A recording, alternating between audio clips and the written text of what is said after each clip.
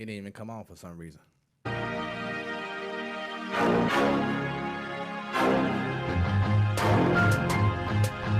Tom Brady done. Is he finished?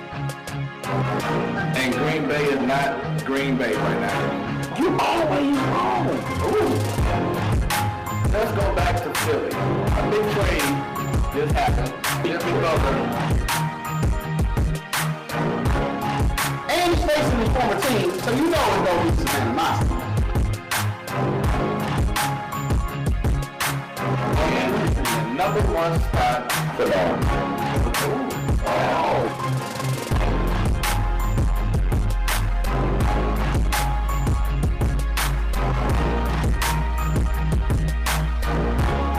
Seeing that field in Mexico City, it shows how stupid the NFL is.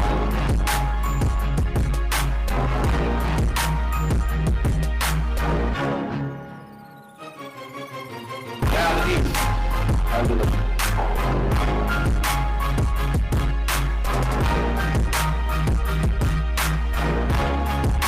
favorite team. With this trade happening, does this mean the Sixers are front runner, our favorite? So you can start as a defender player that just went 1 for 11, and then all of a sudden got sick. Mark Davis, on my nerves, but you know, I'm here. We talking about sports, man, so I ain't even thinking about work right now. I'm thinking about sports.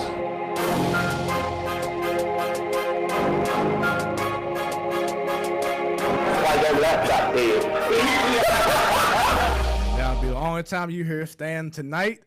This is the Platform Sports Talk Show with your boy Smooth. And Sadal. Brian Baker. 2 weeks on the road, y'all. He's back. When it's about sports. It becomes our business. And business just picked up. What's going on?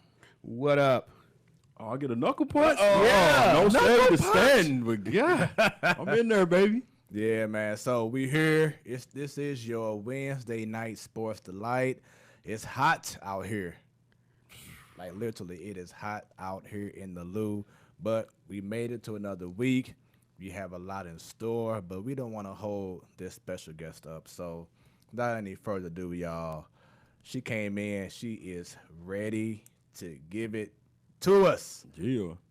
In regards to sports talk, y'all, get your minds out the gutter. Smooth, come on, man. That was last week, brother. Get that out your head, man. Last week. That's last week, but everyone welcome in to the show, Brittany Murphy. Yeah. How you doing? I'm good. What's up, y'all? How y'all doing? What up, Brittany? Hey, everybody. They're like, hey, what's happening? Man, What's long happening? time no see. Lee Sesson. We ain't talked to this dude in forever, man. Lee, how have you been? We ain't seen you on our show in regards to commenting in a long time. Good to have you back. Hope everything's good with your family, man. Brittany. Bree. I'm calling Bree's fine. Is that cool? It's whatever. So we got Bree, we got Brian. Yeah. On Facebook pre-show, she was Lady B. It's all kind of B's going on. But with that being said, let everyone know just a little bit about yourself. So my name's Brittany Murphy. I work downtown. I'm affiliated with the organization. I work for Ballpark Village. I've been downtown my whole life. I grew up downtown, so I grew up on baseball. So baseball is my favorite sport. It's my favorite sport. I'm primarily baseball. Like that's all I'm about. You know, the different stadiums, the different players, AAA, all that. I write. I am a motivational speaker, and I teach youth groups. So I work with a nonprofit. I'm on the board of a nonprofit, so I run all the programs at Sudden Impact ICU, and we are active in the streets, and I'm always working with youth. So I'm all about youth empowerment and just building people up. So that's me, you know. So you said that baseball is your favorite sport. You don't hear a lot of women say that, especially in the urban community about baseball. So one, shouts out to you. Yeah, but where thank did your love for baseball come from?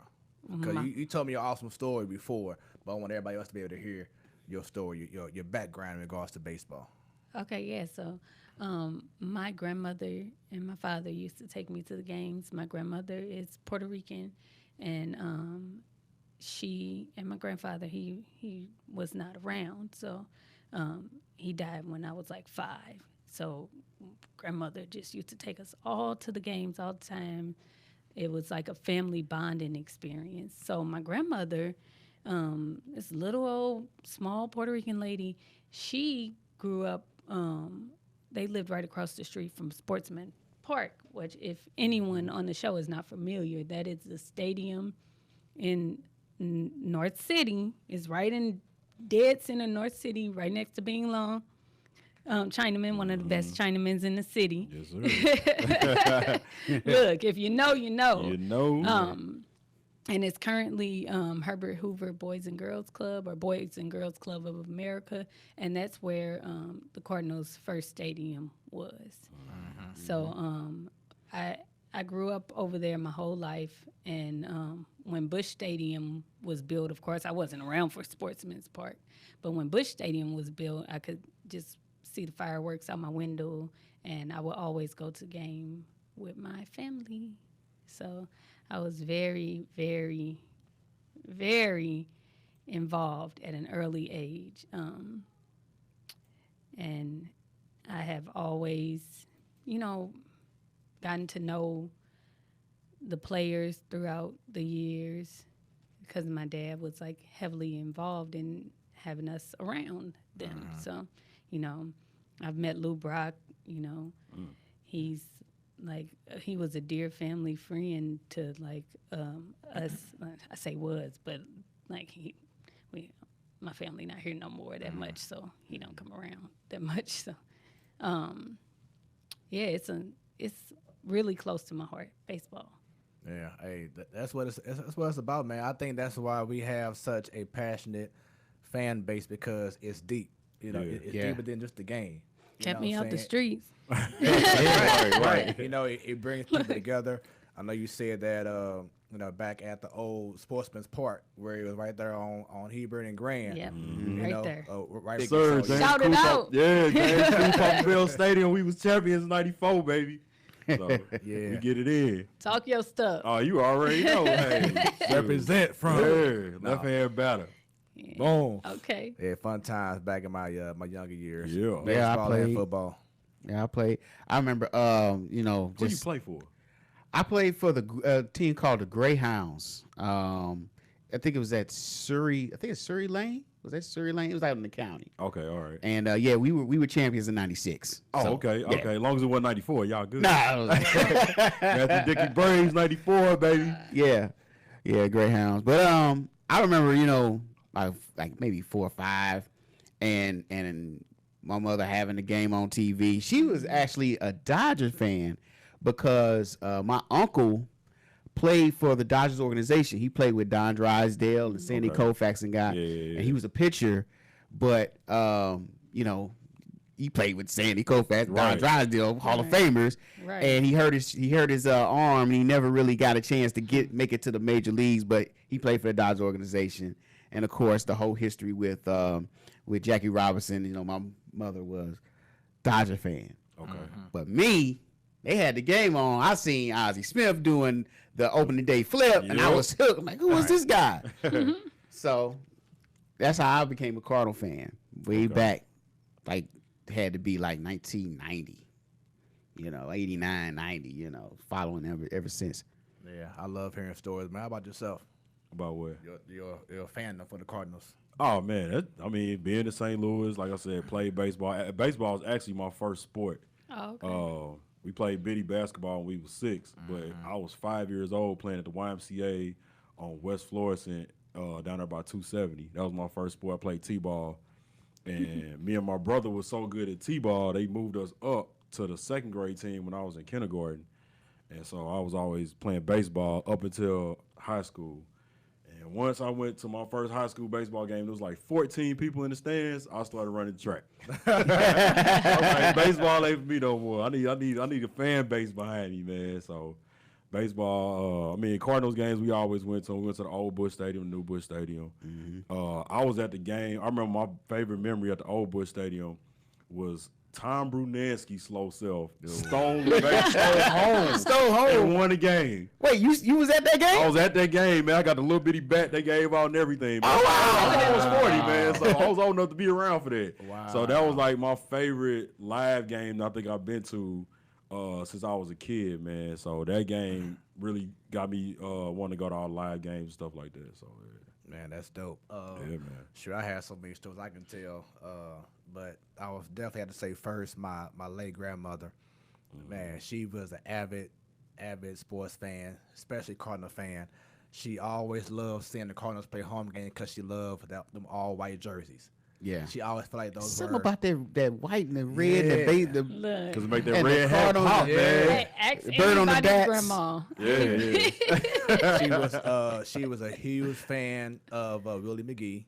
Yeah, my Yeah. guy, E.T. McGee. yeah. She loved Terry Pendleton. She Yeah. always called him Boo Boo.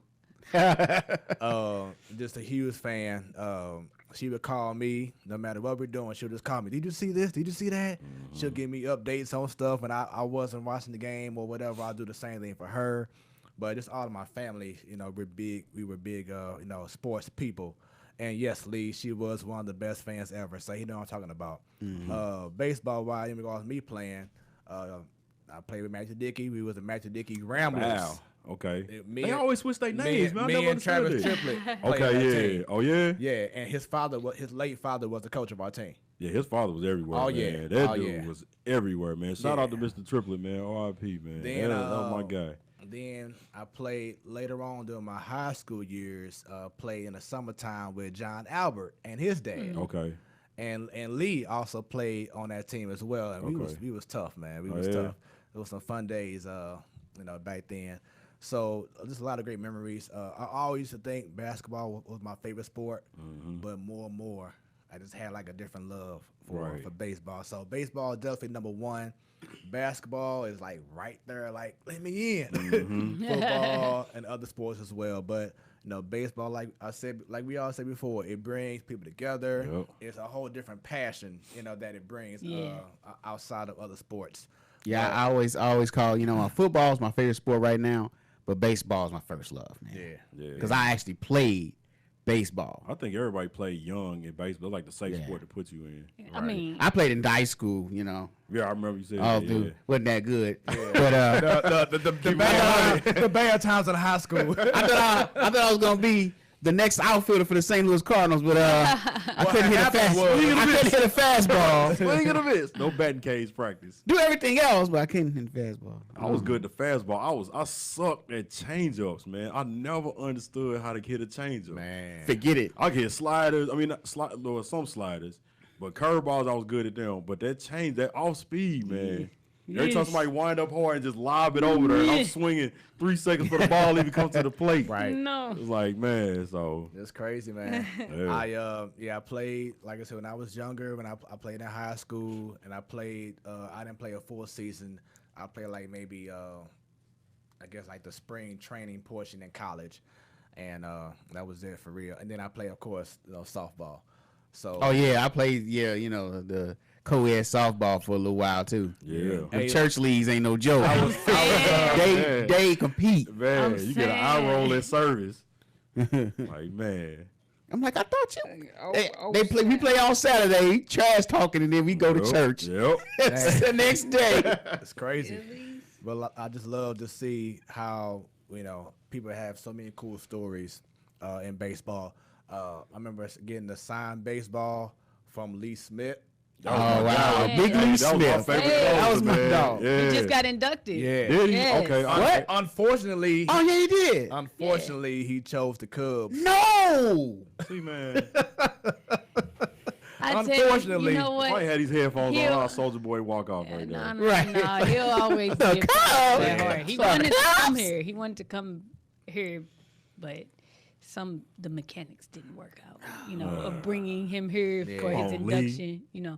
Oh no, he wanted to. It's just Oh, okay, all right. the powers that be that should have Yeah. pulled it together did not okay, pull then. it together. That's all. I'm gonna leave that. always That's gotta be one of a hater. those gray areas I can't dig. The into. powers Oh, that be Don't get always yourself in messing trouble, up right? There you stuff. go, right. We got messed it up. I had it right in there. He was coming in. He actually came here anyway, and he just wanted to do, something with us. Yeah, I caught my first foul ball by David Wright from the Mets. He hit it and boom, went over my head. Had my glove, bam. I was so excited. I thought, you're talking about a kid in the candy store. I was going crazy when I caught that ball. I worked for sports service down at Busch Stadium for 8 years, yeah. like 2002 to 2009, and that was the heyday. Man, I done met so many people, and it was really. I think to date that was my best job I've ever had. That was the best job I ever had. I really had a good time going to work for at least for like the retail side of the Cardinals. Right. And I remember catching confetti during 06. I was out there. I was a supervisor, so I was supposed to be out working. And I shoot Man, the last shit 3 hours. that, yeah. I turned my radio down. Right. I turned it down. The dog I was break. out there catching confetti, putting it in my pocket, hugging strangers. Yes. And I'm like, I'm still at work. Right, I wish I could have did that. Man. I thought I was gonna be. I'm think I don't have to fire me today. Turns out my supervisors was out there celebrating. Yeah. We wasn't made gonna eye send you to contact. All right. We made eye contact. I'm like, I'm in trouble. He went in for the hug. I'm like, all right. Right. That's the vibe, man. That's the all-forgiving vibe right there, the championship, man. Yeah. I'm still mad this dude caught a foul ball. I used to be the little kid who used to bring gloves to the game Yeah. every game. Yeah. I can't even tell you how many hundreds of games I'd have been to. The ball ain't even came close to me. Bleachers, first baseline, third baseline, never came my way. I threw some accidental shade to Smooth because one day I was like, man, Right. don't no grown man bring no gloves in no game, man. That's Shoot, for the hey. kids. Hey, If you sit where I sit at, you need a glove. nah, They man. do. They got cats catching one gotta- hands with the beer in their Yeah, hand. you gotta have a glove no more. Look, every time gotta that- tough man it, man. Wait. Yeah. Every time that happens, where do they normally sit at though? In the bleachers. No. Nah, they just caught one in the bleachers. No. 'Cause they trying to do- normally those fans be sitting up a deck. So Oh, then, that's true. Oh, you talking Yeah, about exactly. Yeah. But Man, no, catch a no. line drive. You can catch hell it, man. no. You be all right, man. No. Hey, I am a professional DJ. I need the I be running. Hey, I get Right. I get paid to provide services with these hands. So I gotta make sure I'm a brand. So I gotta make sure that the brand is protected. Hey, man, I do construction. I'm ready. Line me up. Hey, well, hey, I'll just shoot it your way. Hey, I DJ speak. part time, so I can do that. But no, yeah, like I said, where I sit at, no, them shots coming, I'm ready. I protect the whole area if I got Yeah. to. So that's just how I roll. Well, not only the ball, you got to worry about the bat half the time. Well, if you bring your glove, I'll bring my glove then. Bet. All right. Matter of fact, because you ain't been to games in how long? In 3 years, Dang. Oh, man. Exactly. we'll talk about it. Right. We'll talk Will about we? why. I mean, my next set, I'm just going to give them to you, man. I'm just going to, because I get them all the time. Yeah, dog. because you showed this. Yeah, I just had some on some Facebook. yesterday. Yeah. My girl, her job get them like every week. Bet. Yeah, so I'll just be slanging them out, man. We don't, because I work evenings now, so the Friday night games, I can't make them no more, man. Oh wow. Hey, I would love for us to be able to like broadcast a show from like either Ballpark Village or around the area. We did a one show on location. I That was remember that the one, wrestling man. That was tight, man. episode. Yeah. Yeah, so if we can make that happen, one day, that would be so awesome. There go the plug. If we can make that happen, There go the plug. that would be so freaking awesome. Yeah, that'd be dope. Last two more things for me in regards to getting baseballs. During practice, before they was all running in, before they ran to the field for the first time, while he was with the Cardinals, Alemis Diaz threw me a baseball. Okay. So that was real cool. And then for Father's Day last year, Tommy Pham threw me a ball. Yeah. He's that was Yeah. what's good. up. He's Yeah. what's up. Yeah. Ah.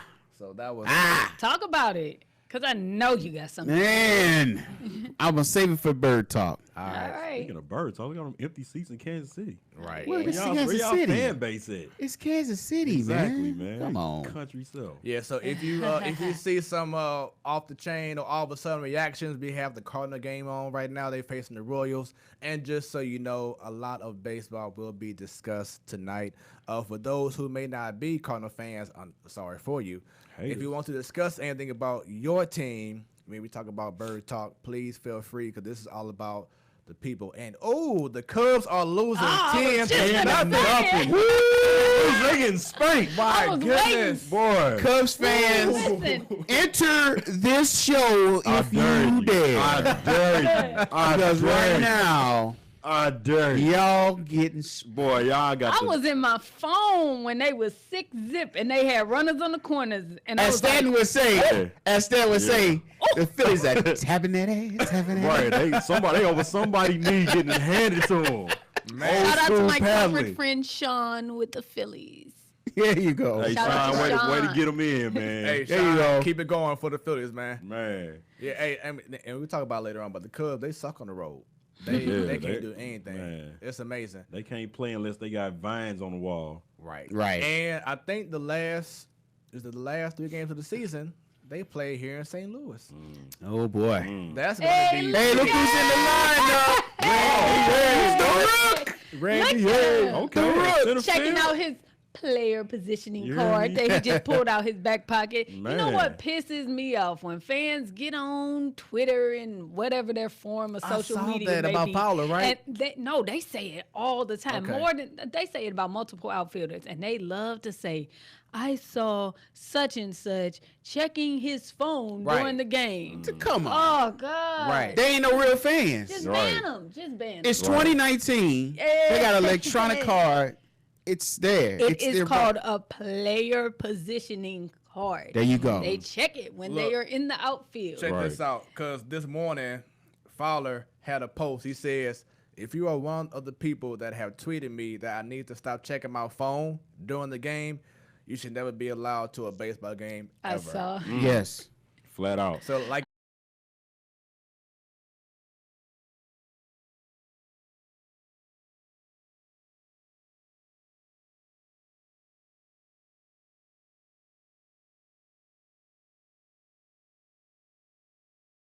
Wait. You fit right into like 2 DJs here. 'Cause we do this all the time. Man, 2 turntables and a mic. all We right, just make we, anything to a song. we back on. Okay, we back. Lee says accidental shade in regards to what you said about the glove. Right. All right, y'all. I'm about to get these slides back together real quick. Sorry. But yeah, so going back to what we were talking about earlier with the whole card thing, it's just petty. That's all it is. It's We so up now? petty. Yeah, we up. We on. Okay, yeah. So pretty soon, they got we was talking about the wristbands, Right. right? Yeah. Sooner or later, they're gonna have wristbands that's digital.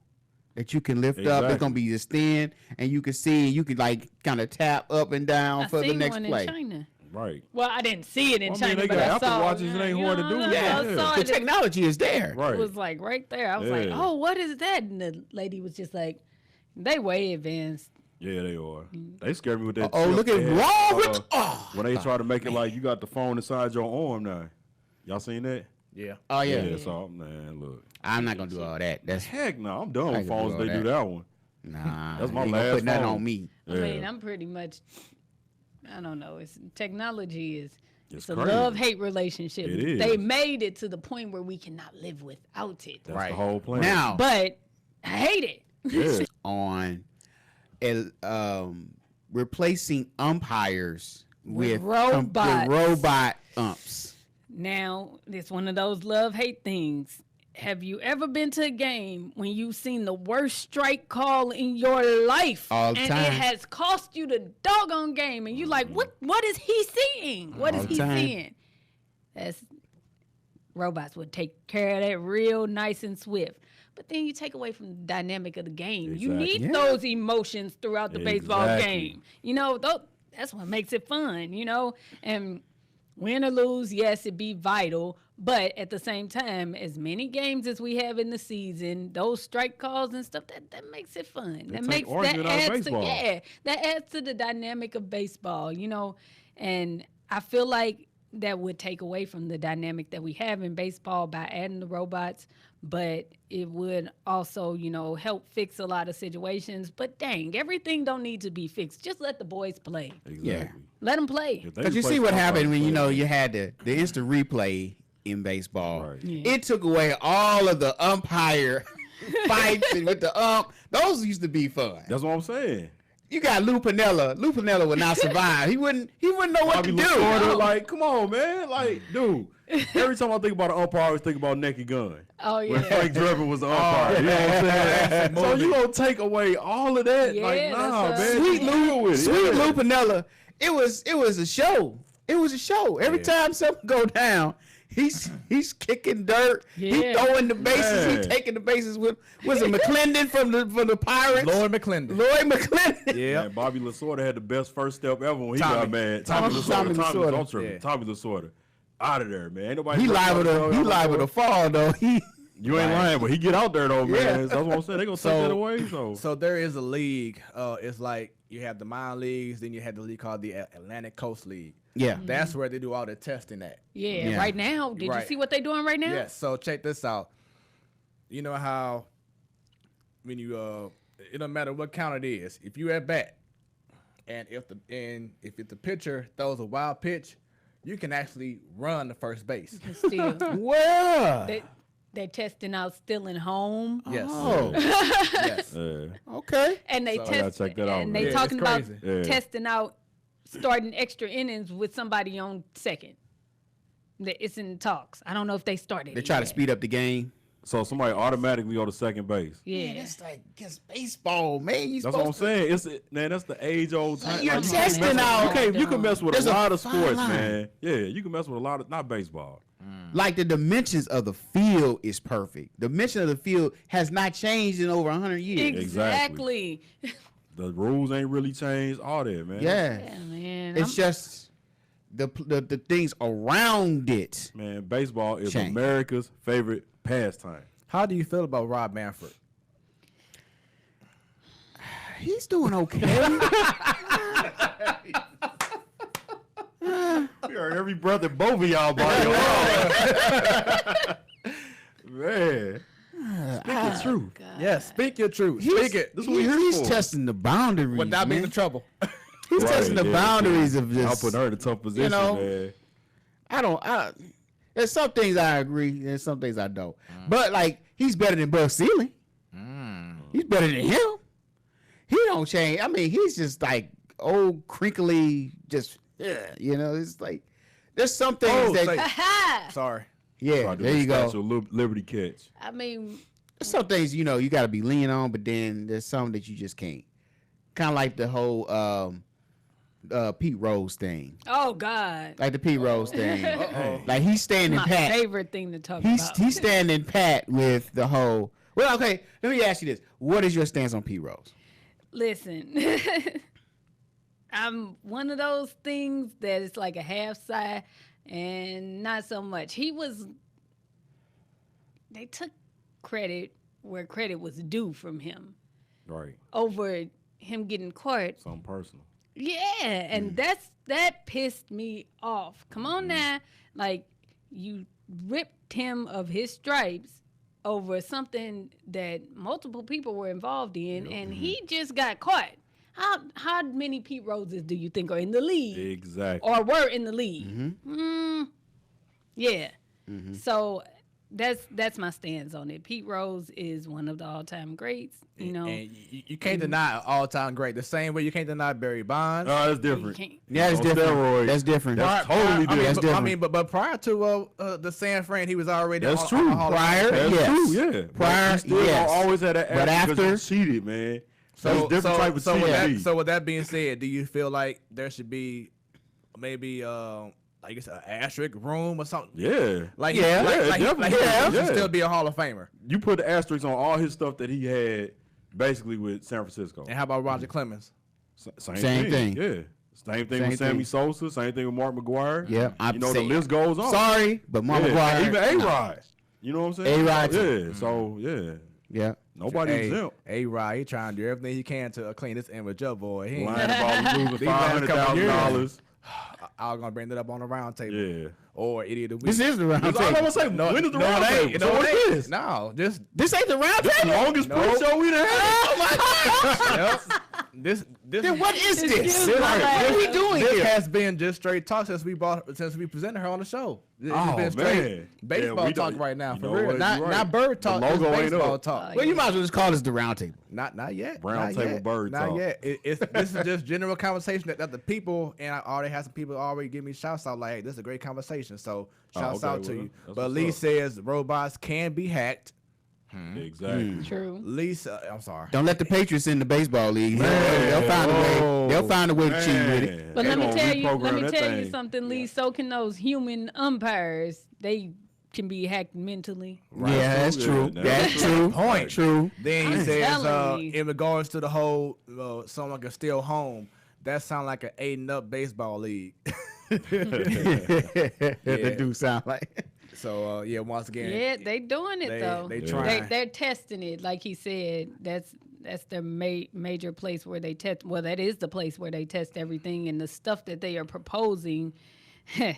They're continually proposing things, and they just need to leave stuff alone. And my last thing before the round table, the replay systems is terrible. Terrible. Yeah, it is. How can you have all type of these rookie HD cameras and TVs and you still get calls that are blatantly right in your face wrong? And then they supposed to have like different views that we don't get to see at home. Yeah.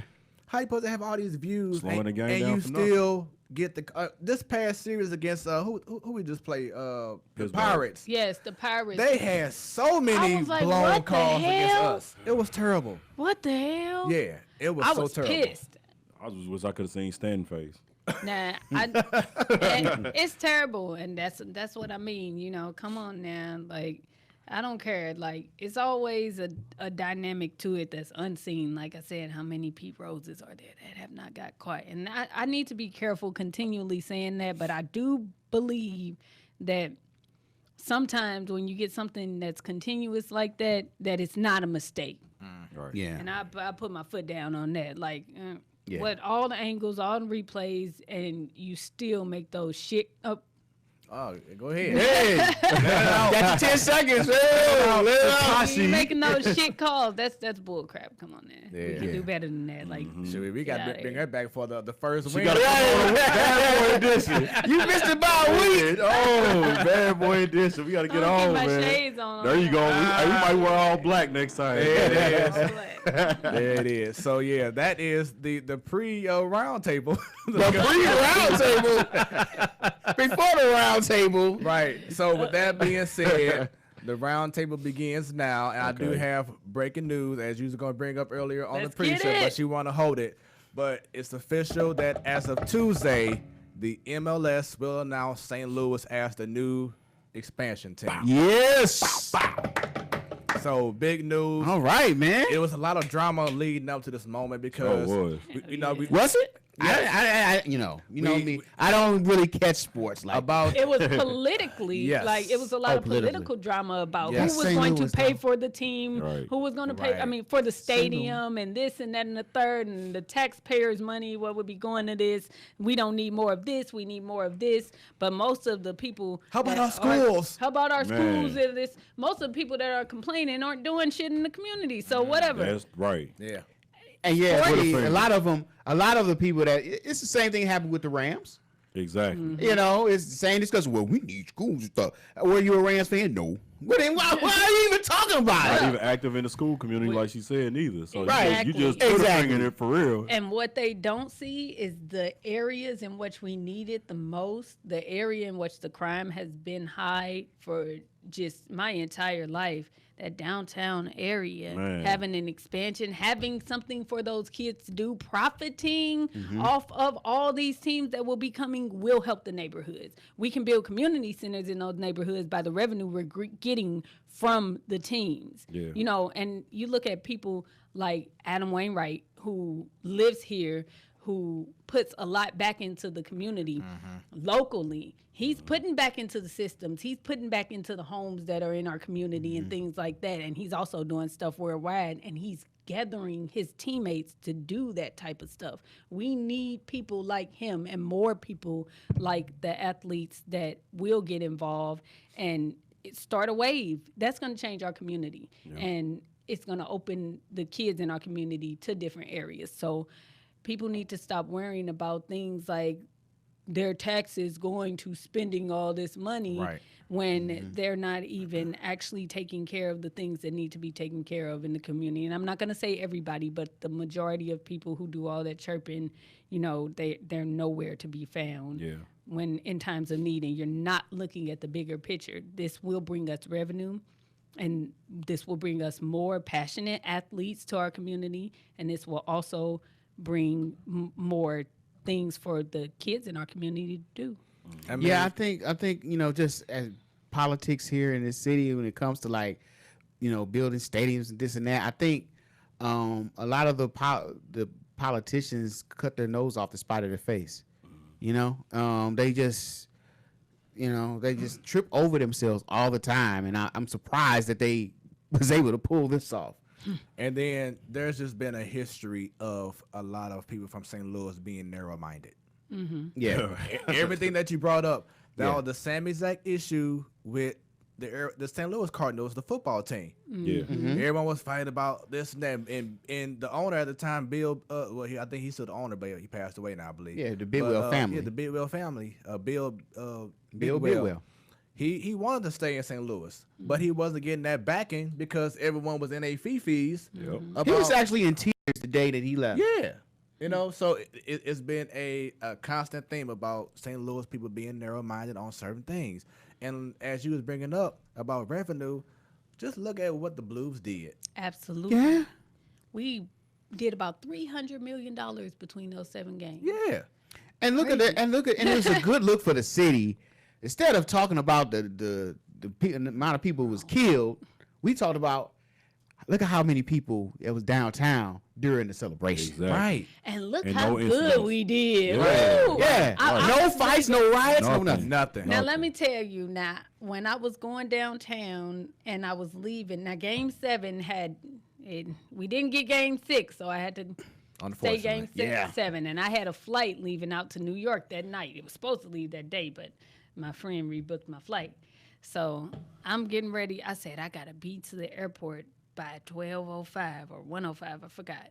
My flight took off at 1, so I had to be to the airport like soon as the game ended. And I'm getting off, I'm running to my car.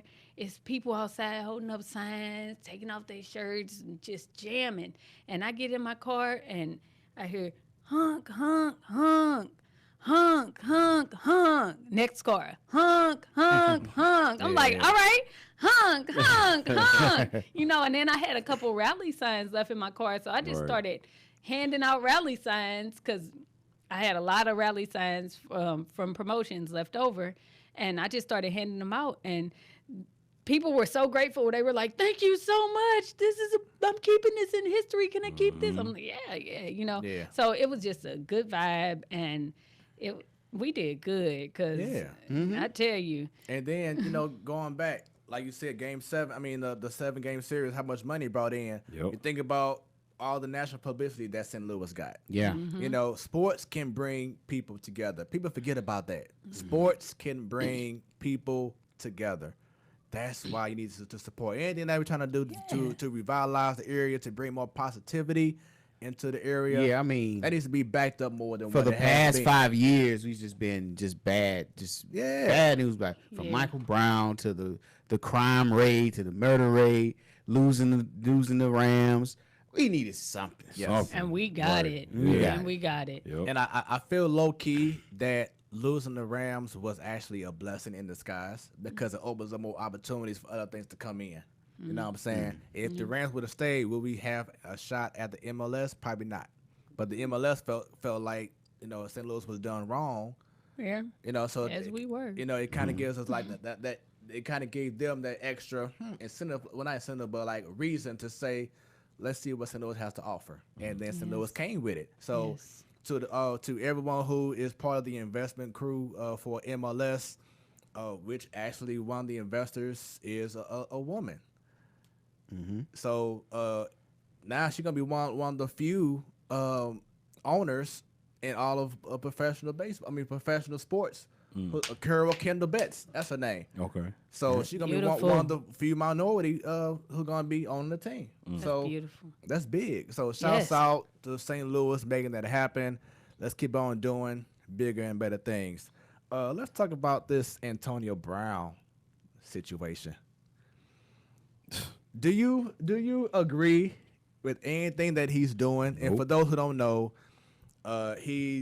This fool. he already has frostbite.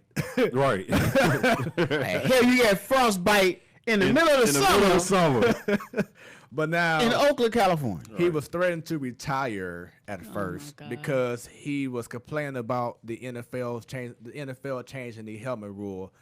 Pretty much, if you had a helmet that you have used for 10 years plus, they no longer call it safe, and you had to adjust to their new style of helmets.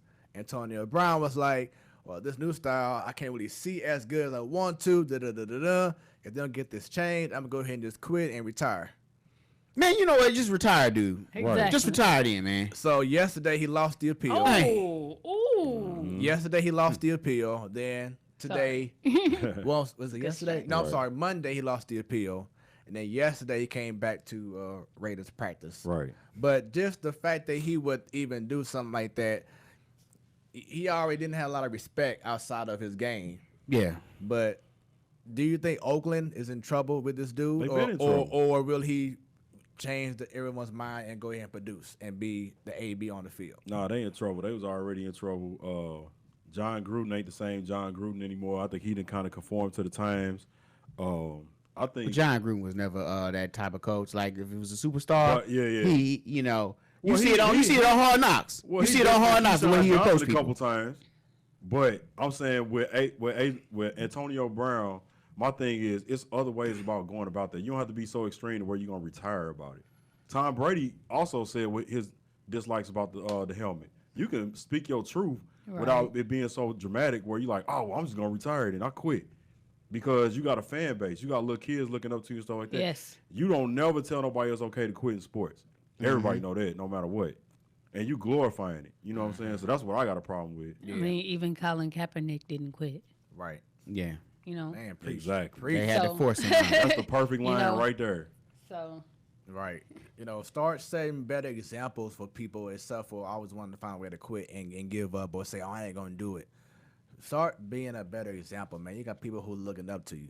For real. Yeah, be a little bit more mature, man. Yeah. We all got stuff on our jobs that they change and they don't warn us about, and you just can't quit. You know what I'm saying? You just got to stick it out, deal with whatever bull crap you got to deal with, get your check, help your family out, and do what you got to do. And you could have little protests inside of that, and it might get resolved later. But quitting ain't never the answer though. Yeah, because you're letting down your team. Exactly. It affects too This many is a people. team And game. it's crazy Right. because like Oakland just paid you like $30+ million and you want to do oh that? boy, I can't see. Okay, well, practice harder until you can see. Okay, Exactly. Yeah. get some extra Adjust. practice Make- in. make the Okay, adjustment. you know what I'm saying? Prime- Do what You're you a got Pro to do, Bowl buddy. caliber player. Adjust. Prime example is old Do boy what from you the gotta Browns do. that they said slept in his car trying to get on with the team. And So then- now you got somebody That's ready the to kinda quit guy. playing. Yeah. That's what I'm saying. Over a helmet.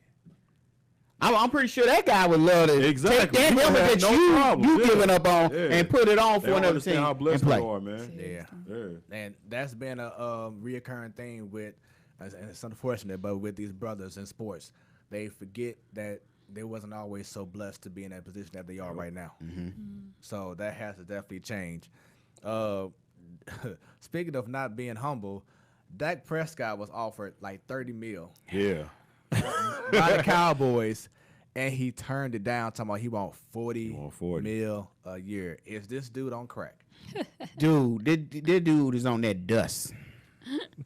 He on that dust, Honestly, man. man, I think somebody in his ear about it, man. has I to think he be. knows something we don't And know. there is no way ain't nobody in his ear about it. Exactly. He requested a specific price. A specific, right? Exactly. Yeah, So- and you know, since Elliott is having his problems, so he think he gonna just slide right in and get that money. Yeah, and somebody, then what if he somebody get it before chirping. him? Somebody chirping. What did that say? It be trouble. Man, we know it's a look at quarterback that. league, but come on, man. Mm-hmm. Man, shouts out to Danny Mac, man. Dan I McLaughlin. love Danny Mac. Dude man. lost hella weight. Dude, did you notice that? Yes. I thought I was the only one that noticed. Yes. Dude got on a. Now he's gotten so skinny, like, man, dude. Is he okay? Right. You know, he seems happier and healthier. Yeah. I met Dan at a press conference for the baby blue jerseys, and he was bigger then.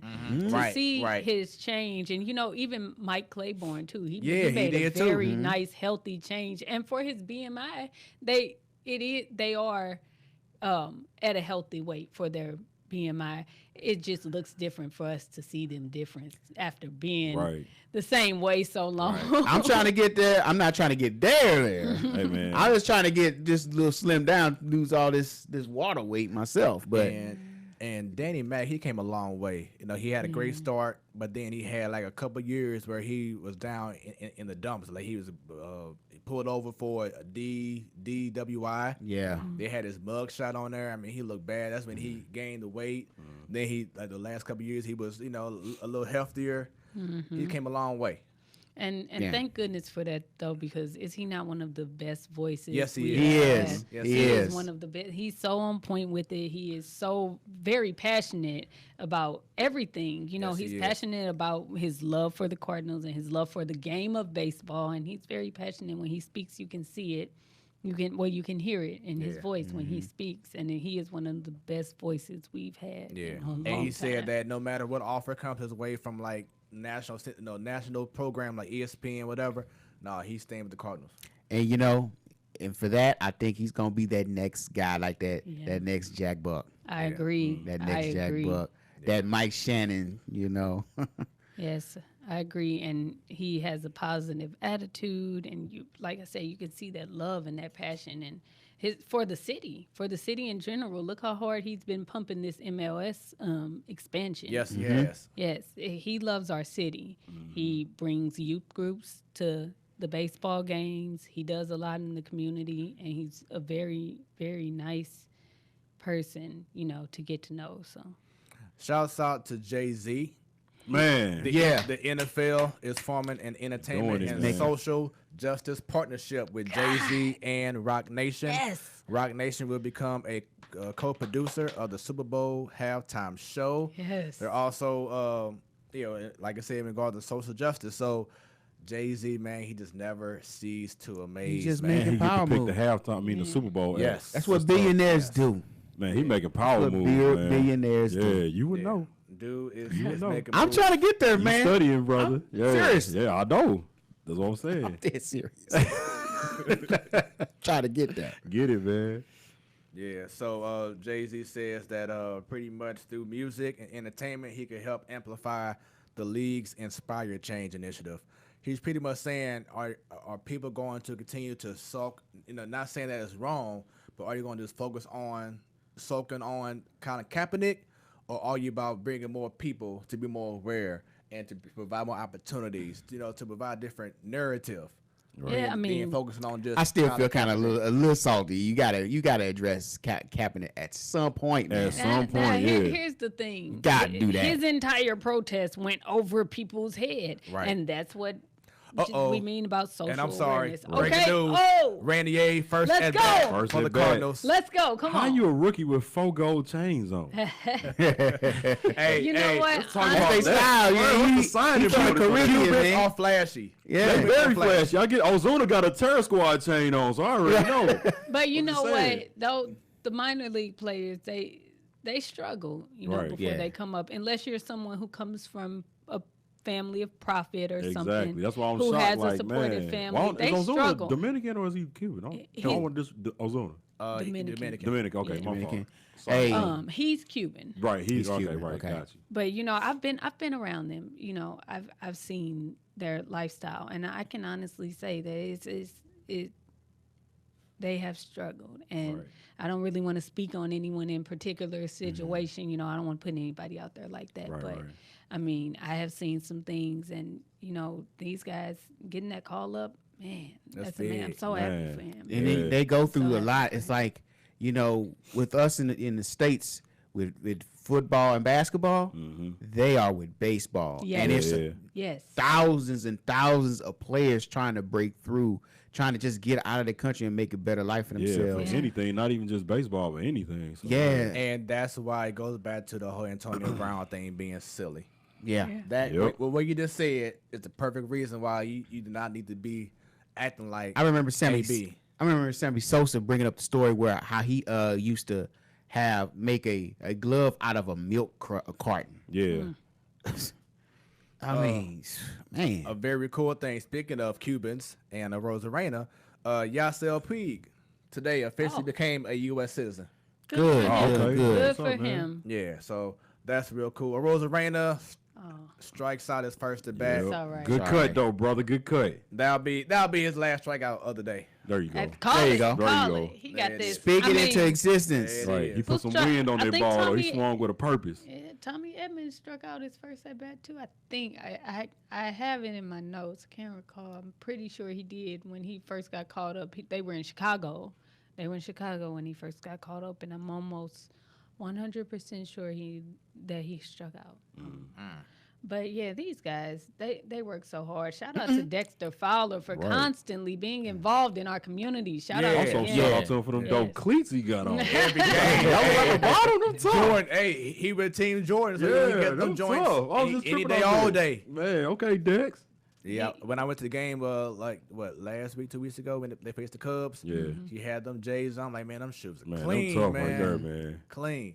In other news, in regards to college football, Tate Martell, he was a former quarterback from Ohio State. He transferred to University of Miami, thinking that he's gonna win the job. Turns out that Miami head coach Manny Diaz decided to choose another quarterback in Jaron Williams. I believe Jaron Williams, he redshirted last year. Now Tate Martell is fighting to even be the backup Dang. Man. for Miami, for the U. So it's Well, pretty I mean, it was a amazing. calculated move. I mean, they really didn't have any good quarterbacks there last year. Right. Right. I mean, so it was a calculated move. Bad calculation. I'm no. big Bad on calculation. Hey man, I'm Grass big ain't on always rewarding greener. a red shirt freshman though. That's the hardest thing. I remember my red shirt in college, man. That's tough to do all the practices, all the traveling, all the stuff you gotta do, but you don't get to You play. redshirted in what sport? Basketball. Basketball. Yeah. Okay. Red shirt in basketball. So, because technically my grades went up to par, so I wasn't supposed to be on the team. So they let me take classes to kind of speed me up. And but like you said, man, the most demoralizing thing was my red shirt team used to beat the starters. Oh no. So I'm like, man, we was in the game. Oh no. So any red shirt freshman, man, I got a different type of love for them, man, because I know how hard it is. You know what I'm saying? Because you're doing all the sacrifices with no glory. Like, can you imagine doing all the practice, all the weightlifting, all the nutrition plans, all that stuff like that, and then you walking around campus, don't nobody know who you are. And you do everything. You look like the bad but boy. play or in the something. game. You just the dude taking down the stats of the game. It's tough, man. So, I'm sorry, go ahead. but no, I was gonna say, but now who is the backup though? Because if he can't even replace him, that's the thing though. That's a cold game. That's a cold game. You ain't even you third string, partner. You ain't Man. starting you, man. You slide Do a little all that. further. You don't even get a headset. The backup is pull it up real quick. Oh, Sorry. he failed You for good. that one. It was just a hypothetical question, but yeah, that's just Yeah. crazy. Yeah. Yeah, they ain't put the name of the guy on here. It's not probably not even relevant. Right. Yeah. In other news, the NBA came out with their schedule the Yeah. other day. Opening night. Let me pull this back up here. Who is playing on I'm Christmas still working Day? on them tickets, man. Shout out to Jason Tatum. Okay, yeah. Celtics gonna be nice this year, man. One thing that the NBA decided to do this year is for all the West Coast games, especially one that's being on national TV, except for starting at 10 o'clock Central Standard Time, which is 8 o'clock on the West, they're going to up it so they start at 1 hour earlier. I thought it was a half hour. No, It's a whole hour. Okay, that's what's up. So then we'll see it I once want to go to a again. game. Yeah, we'll Yeah, see we it working on it now. at 9 o'clock instead of 10. So it gives people an opportunity to see West Coast teams play more. Yeah. Especially East Coast, man. Yeah. Oh, yeah. The East Coast. That's got it starting bad. like midnight for them, man. That's right, crazy. Right. So that's cool. Then of course, let me pull up this first game I saw here on the notable games. Where was it at? This is the first night, which is of course Lakers Clippers by TNT. The first game is here we go. Sorry about that, y'all. First game is the Pelicans at the Raptors. So you have Zion on ring night. Yep, on ring night going to Toronto. Then you have the last game is of course Lakers at Clippers. Okay. So Gonna that's set gonna the tone be, early, baby. It's gonna be crazy. Ain't no new kings of LA. Y'all tripping. And then I'm not sure if you was on. Well, we'll see. Nah, we know. Well, we'll see. Man, look. And I'm not sure if Sadar was on the show before, but the Christmas Day games is Boston at Toronto, Milwaukee at Philadelphia, Houston at Golden State, Clippers at the Lakers, and Pelicans at the Nuggets. Gosh, why do I want to go to that Milwaukee Philly game so bad? That's probably gonna be the best one, honestly. Yeah. I'm like, that's me right there. Right. That's me right there. Y'all Yeah. peeped Merry the picture I Christmas. posted of Kristaps Porzingis. Oh, Oh Lord, you put it on the page? that I missed that one. Yeah, just check it out real quick. You get a Okay. chance, man. Yeah. Dude is on Facebook, the platform Sportstalk show. Dude is looking jacked. I'm like, okay. You know what? I kind of figured that because usually with a injury, that's what normally look. I go on Facebook. Shout out to Stanton with the ankles out. That's the first thing I see when I get on Facebook before I, before I get on the page. Shouts out to Stan. Nah, I ain't. But yeah, if you notice anybody that get an injury like that, they always come back jacked up. Cause I mean, what else you gonna do for a year? Right. You know, might as well work out. I think the best shape I was ever in was after a knee injury. Yeah, I mean, 'cause like you said, Because you fighting to get you're- back, You're, and you you're really wanna get back dedicated more you time. can only do upper body. Right. You know what I'm saying? So my bench press went up like 80 pounds, I think, and you know, a whole lot. Everybody like, man, you on Royce? I'm like, no, I don't have nothing else to do. Like, you know what I'm saying? Then once your real weight come back down, and everybody like, oh, what happened to you? I'm like, man, I was just jacked up for a year because I was always lifting weights all the time. So. I was never, an athlete in college, but I was in the military, and it was so boring on campus that I just stayed in the gym and ate Yeah. and watched DVDs. Yep. And so when I got back, I was, Jacked up, man. I remember. like, man, what you do? You box? What you Yeah. do? I'm like, no, I'm just in the military. Right, and it don't take long to fall off neither. Like, man. Right. Take 2 days Look off. at me right now. Right. I'll show y'all some pictures for 3 10 years. years, but I was 10 like years the after same getting shit. out of the Right. military, look at me. Well, I just got home from prison in 2014, and now it's just a whole regular dude again. Yeah. Like, man, yeah. Well, I'm trying to find this picture. Yeah. Kristaps Porzingis. No. You on Facebook or on Instagram? Facebook. Okay, yeah, it's on there. Yeah, that's what I'm on. I'm on the platforms, photos. Should be one of the most recent ones I posted. All right. Or unless We'll for some find reason it didn't go through, I can put it repost it later on. It's all good. But yeah, so that was pretty much. Last thing, the NCAA after 1 week changed their mind in regards to being an agent for Ball rule. Boy. for a collegiate player. So last week, So what did they? What was the reason why they changed their mind? well, Did they come over to state? See, the reason, I don't know. But for those who are not aware, last week they had the Rich Paul rule on which if a player wanted to leave early, they would have to now go to an agent that first has a bachelor degree, has a MBPA license, something like that. Then got to get a test done at the NCAA headquarters site and pass that test. But now they changed it after all the backlash, of course, spearheaded, of course, by LeBron James. Chris Broussard had some strong words about it too. Yeah. So all the backlash, now they say, okay, now, you see it? He like the Russian on Let's Rocky see. 4. Yeah. I must break you. Right. He was from Kevin Durant to Ivan telling Drago. you. Right. So now they're saying you don't have to have a bachelor degree. So a win for. But you gotta have everything else. Right, yeah. Yeah. But you know he'll be all right with that. Alright. But that is the roundtable. This show has already been incredible, and we haven't even got to. Yeah. Man. We ain't got the bird talk yet. Man. That's the beauty of this show, man. I'm waiting on one thing. What's that? You know what? I'm waiting on that move that they made this week.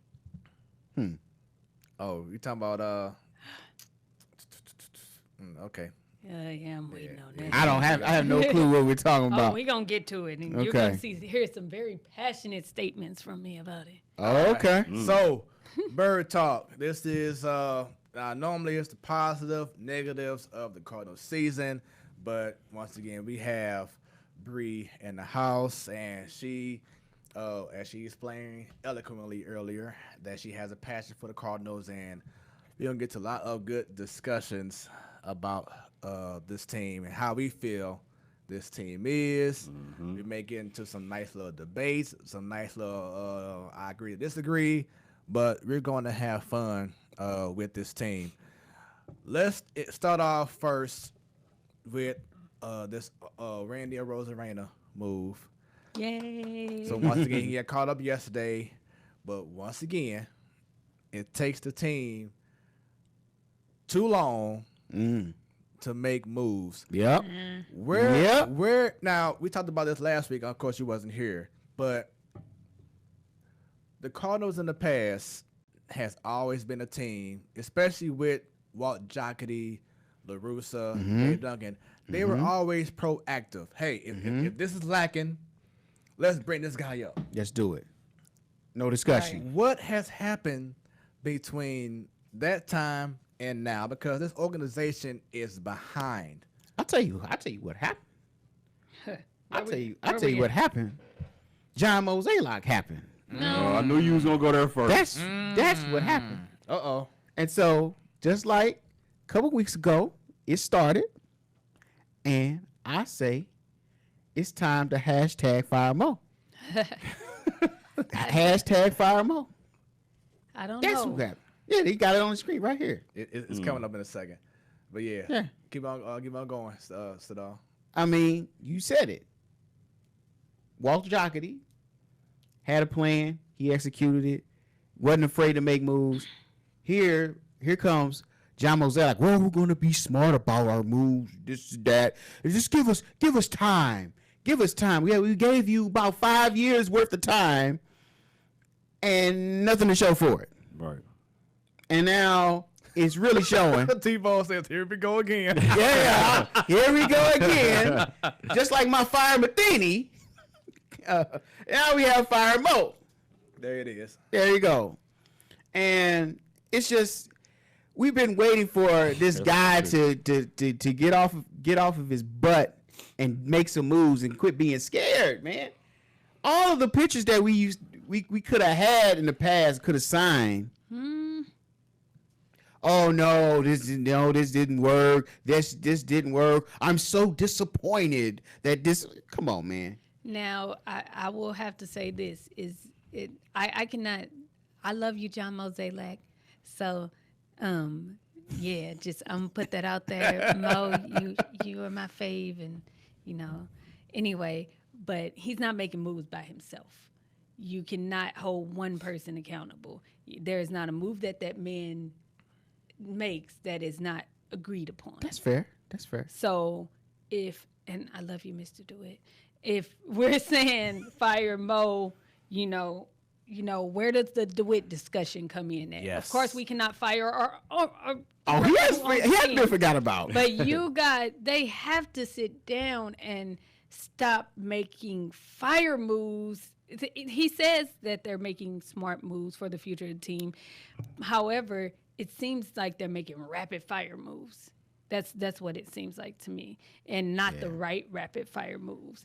We looked into this guy a little bit. No, we need to do more investigating and more studying these guys as they're coming up, and more looking at our prospects. I will say, I am very, I'm okay with the trade move. That may have been the boldest thing that they've done because we have a good team. The mechanics just have to get together. I mean, when all the parts are working at the same time, which they really are lately, we're working and we're doing numbers. I mean, you have to think the people that they could have gotten for, some of them are older players who are aging out. Some of them are ace pitchers right now. But, look what happened when we got Dex. He got injured, and we spent all that money on him and he got injured. Why make the same mistakes again and again when you have these young starters who you have been evaluating through AAA who are doing fantastic job? Get the mechanics together. And I think that's what we're doing here. I don't agree with the way that we're doing it as of late, but I think getting the mechanics together is the most important part, because look at our pitchers. When they're together, they may not be all together right now, but look at Jack Flaherty. Fantastic job by him. All his starts have been pretty good, but then the offense has lacked him at times. Right. He's done shutouts and been lacked. You know, their pitching department, I would say, everyone says we don't have an ace. That guy is our ace. He is. Jack Flaherty is our ace. And then right behind him, you have Miles Michaelis, and then right behind him, you have a vintage Adam Wainwright, who is making incredible starts. Only at home. At home. That's where I kind of. But, I say. Speak on it. In percentage, I give our pitching department 75 to 80%. Once the mechanics are all aligned I say we're 75 to 80. And why would you trade 75 to 80% over a question mark, over someone who's an ace right now? Yeah. Last time we did something like that, look, like I said, you have a prime example of what happened with Dex. I think that he doesn't want to keep making the same mistakes, and I think believing in your talent that you have invested in may be the boldest move and the right move for our team. That's all fair points, but at some point, you gotta make the bold move. When we got Jim Edmonds in that trade, when we signed Scott Rowland, when we got like some of these different parts and these different pieces at different points of the season, like I forget his name, Reggie Sanders, people like that, or people like the infielder, I forget his name right now. It escapes me. Second baseman. They would make these moves. Fernando Vina. Fernando Vina. I remember him. They would make great. Say they used to make these moves because they had trust in the team. They wasn't afraid to make those kind of moves in the season, and to put us in a better position. We just sit by. We just watch deals go by. No. No. I'm just too scared to make a move. Do you feel that over the last couple of years with Jason Hayward turning us down, Giancarlo Stanton, we may have a home run. Warning track. He almost had it. Okay, I sorry. saw the way they were reacting to the I ball. was slowing down. Yeah. And by the way, shouts out to all our followers who are watching and chatting. We have a few comments from earlier conversations from Lee and from T-Bone. T-Bone says someone will pay Dak. Lee says the helmet could be a superstition for AB. Even though it could be a superstition, you still gotta follow the rules. Exactly. You know what I'm saying? And time and the NFL is listening to players. In regards to safety, that's the main reason why they did this, is because of safety reasons. So if they listen to what you're saying and they doing it, then why would you go back the other way? It could be safety too if he talking about his vision though. DJ Big Boss, he says he's back. He says, "What up, though?" You ain't do that last night, did you? Look. Then he says, "I appreciate y'all support on Twitter." But then he says, "Which big boss y'all gonna get today?" Oh, okay. Last week he was off. Oh man, you gotta watch the show last week, man. He had some wild comments. Hey. Big Boss. Big Boss. He's a big fan of you already. He says, "Wow, a female who knows her baseball. I love it." Hey. So, there you go. T-Bone says, and once again, here we go again in regards to Sedona. He's always throwing shade at me. That's all right. But then he responds back in regards to Bree and was like, glad to have a reasonable view. So you got two fans already. Thank you, guys. There we go. Then let's see. Big Boss says St. Louis might be flirting with the wild card. No. We are one game behind the Cubs. Actually, we are half a game behind the Cubs. For now. No, actually, the game ain't over yet. For now. But the Cubs are losing. But terribly. But if we win and the Cubs lose, we'll be tied for first place. I've been through this. I've been through this seesaw battle with the Cardinals, man. Yeah. Big Boss says, "Is this live or premiere?" Oh no, it's the real deal, baby. We live, baby. I already know. We live, I'm gonna touch baby. my eyebrow, let you know we live when he just said that. Right. Yeah, baby, we live. Then T-Bone says, "Making moves just to make moves is a horrible strategy." Okay, so See, Nah, that's so different. here we go. And T-Bone, I'm not sure if you haven't followed the moves or the Cardinals just in general. Or lack But thereof. Yeah. exactly. And this goes into my next thing I want to bring up in regards to I'm getting pointed at. Mark no, well, I'm sorry, it wasn't you. But in regards to Mike Budaska, the hitting coach, the former hitting coach. I'm pissed. So once again, it seemed like over the last 3 or 4 years, the Cardinals are behind the 8 ball. The biggest issue I see is their evaluation process or lack thereof. I did touch on that. Yes. We need to evaluate these guys more. Right. Now, Derek Gould had a post on the Post Dispatch about 2 weeks ago now, in which Mozeliak decided to go ahead and change the analytical department because he felt like, which we've been saying it seemed like they kind of lost touch with what's going on in the game now. Right. The You know? mechanics are just off. And I keep talking about the team, like you're stuck in this place where. I admit I've never thought about the analytical side and how it was. Because, I mean, like, look at what the Cubs have done, the Astros, the Dodgers. Even look at the Braves right now. You got Acuna Jr., you got, what's the guy, Ozzie Albies, all these guys, young cats, but these teams are doing the proper research Yes. and finding that talent, that diamond in the rough. Where the Cardinals... And they taking that gamble. The Cardinals keep on trying to re-sign guys like Matt Carpenter. You know, you pretty much handcuff yourself. Yeah. And you prevent yourself from making moves. That's the reason why we couldn't even get a trade this past trade deadline. Because we're so handcuffed in what we got Fowler for, for the next 4 years, paying him $8 million. You got Carpenter. Being Pennywise. Goldschmidt, Being who Pennywise. is not what we expected. I told people that he before the season started. And he has made some turnarounds. Right. Some fantastic turnarounds. However, for what we got him for, you would think that he would be like, doing incredible things every game instead of getting struck out almost as much as Harrison Bader. Yeah. So it's just like, come on now, like, and there we go back again to me saying him making the same mistakes over and over again. He think he's making bold moves. He's been making mistakes since Jason Hayward.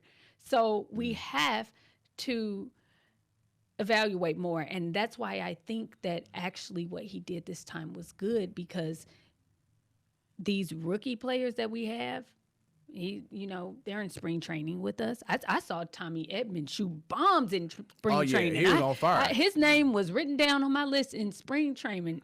I put a whole article up about him. I was like, Tommy Edman, I don't know who this guy is, but he's off the chain. But look, here's the problem, is that as good as he was doing, they still had the same old mentality of, well, because this guy in the past had great numbers back then, not with the Cardinals team now, but back then, they saw the baseball numbers.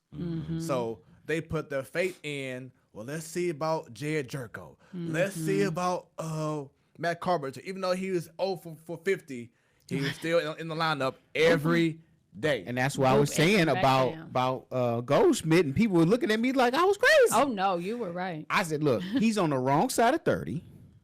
It's gotta be something wrong for the Diamondbacks to get rid of him. Oh no, this is a great move.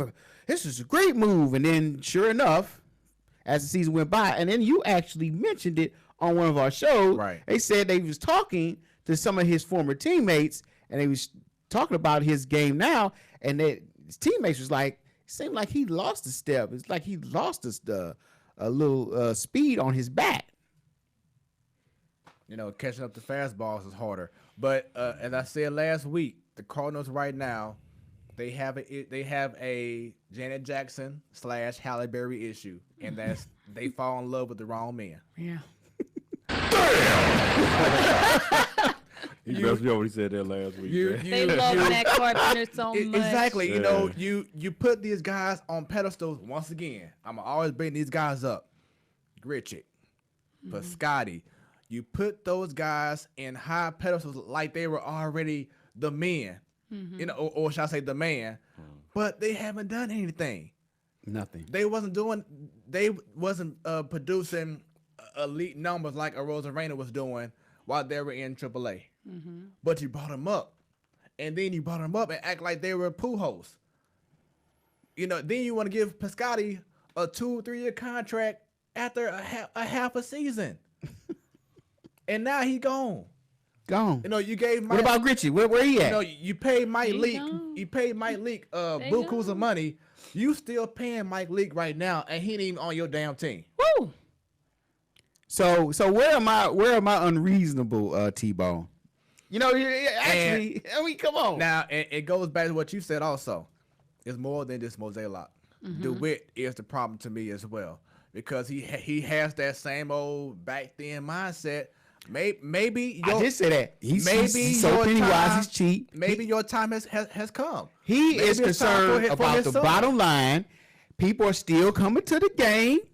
People still love Cardinal baseball. Hey, my pockets 3 are millions in seats, we good. my pockets are getting fat. So team is successful to me.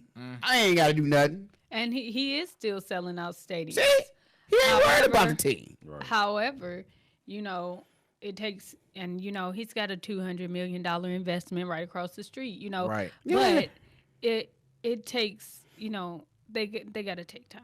They really have to take time. I don't think that enough time has been taken, as you have said, and it hurts to see, you know, good players with potential, you know, right on the bench like Lane Thomas. Yes. And There's no reason why he should not be playing right now in this game. Why is Matt Carpenter starting in this game and Lane Thomas As a has been hot designated over hitter. these last couple games? Right now in the outfield, it should be Fowler in right, Lane Thomas in center, Rosarena in left, Ozuna DHing, Matt Carpenter on the bench. That's your best lineup, and Edman at third base.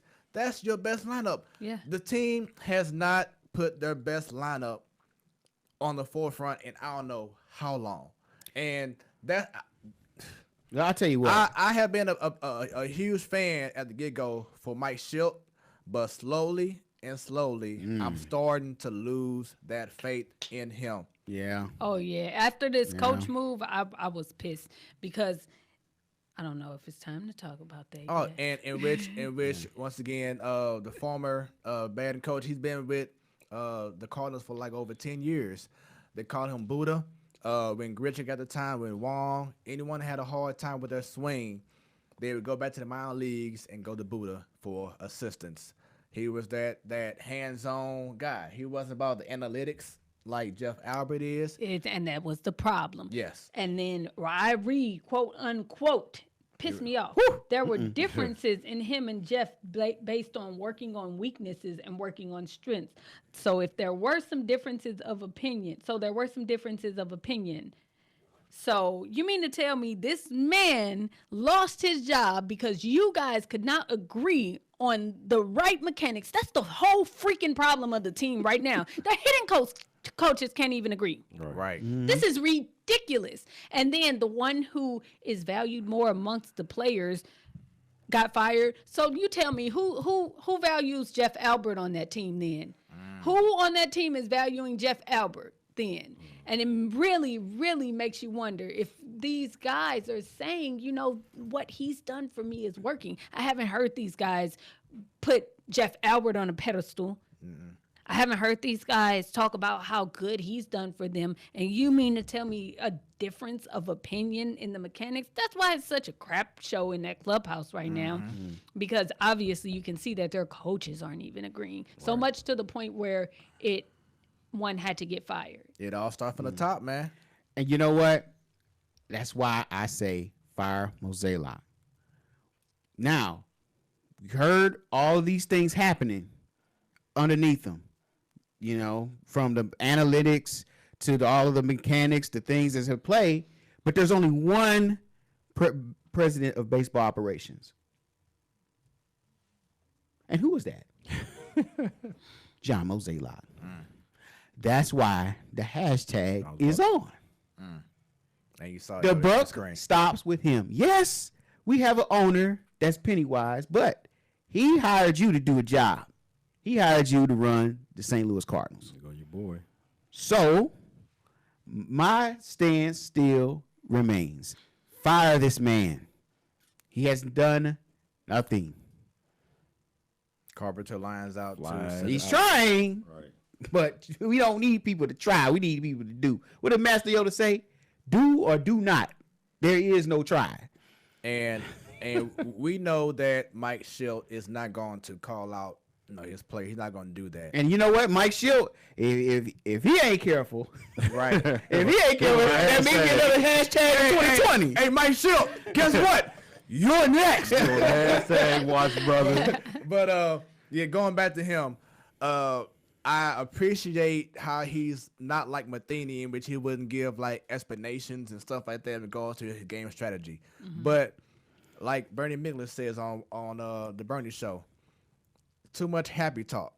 Prime example. Yeah, he kills me with that every time. Prime example. I like it. It was a game last week in which the Cardinals just got whooped on, and they asked Mike Schilt, thoughts on the game. Well, I feel like the team gave it all they had, and it was just a big effort by the team. They asked the same question to Paul DeYoung, My God. and he said the exact opposite. I feel like we didn't come to play. It was just kind of stagnant. It was stale.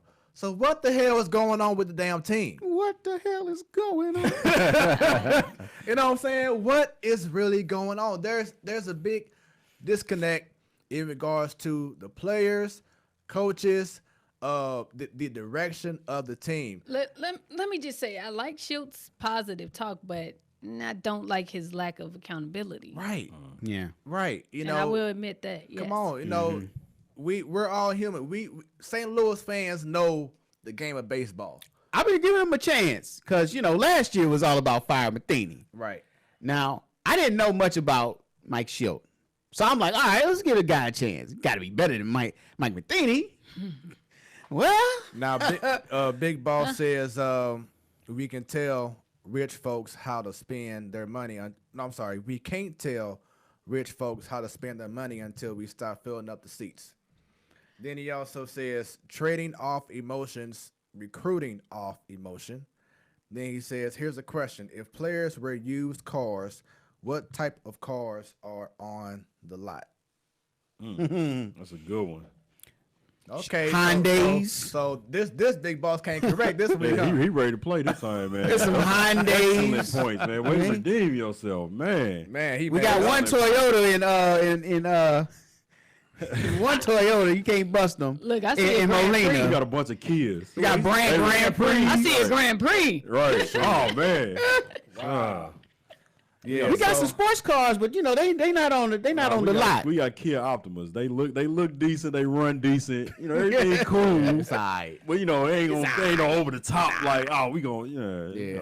So We ain't got no Lambos and no. we ain't got nothing. no racing We ain't nothing got on there. nothing foreign out here. I was thinking about this earlier today, and I'm like, maybe this is what's going on. Maybe Mike Schilt is more of a George Kissel than he is a LaRussa. Ooh. Meaning that he's big on the fundamentals, and which look how great they are on defense now compared to what they was last year.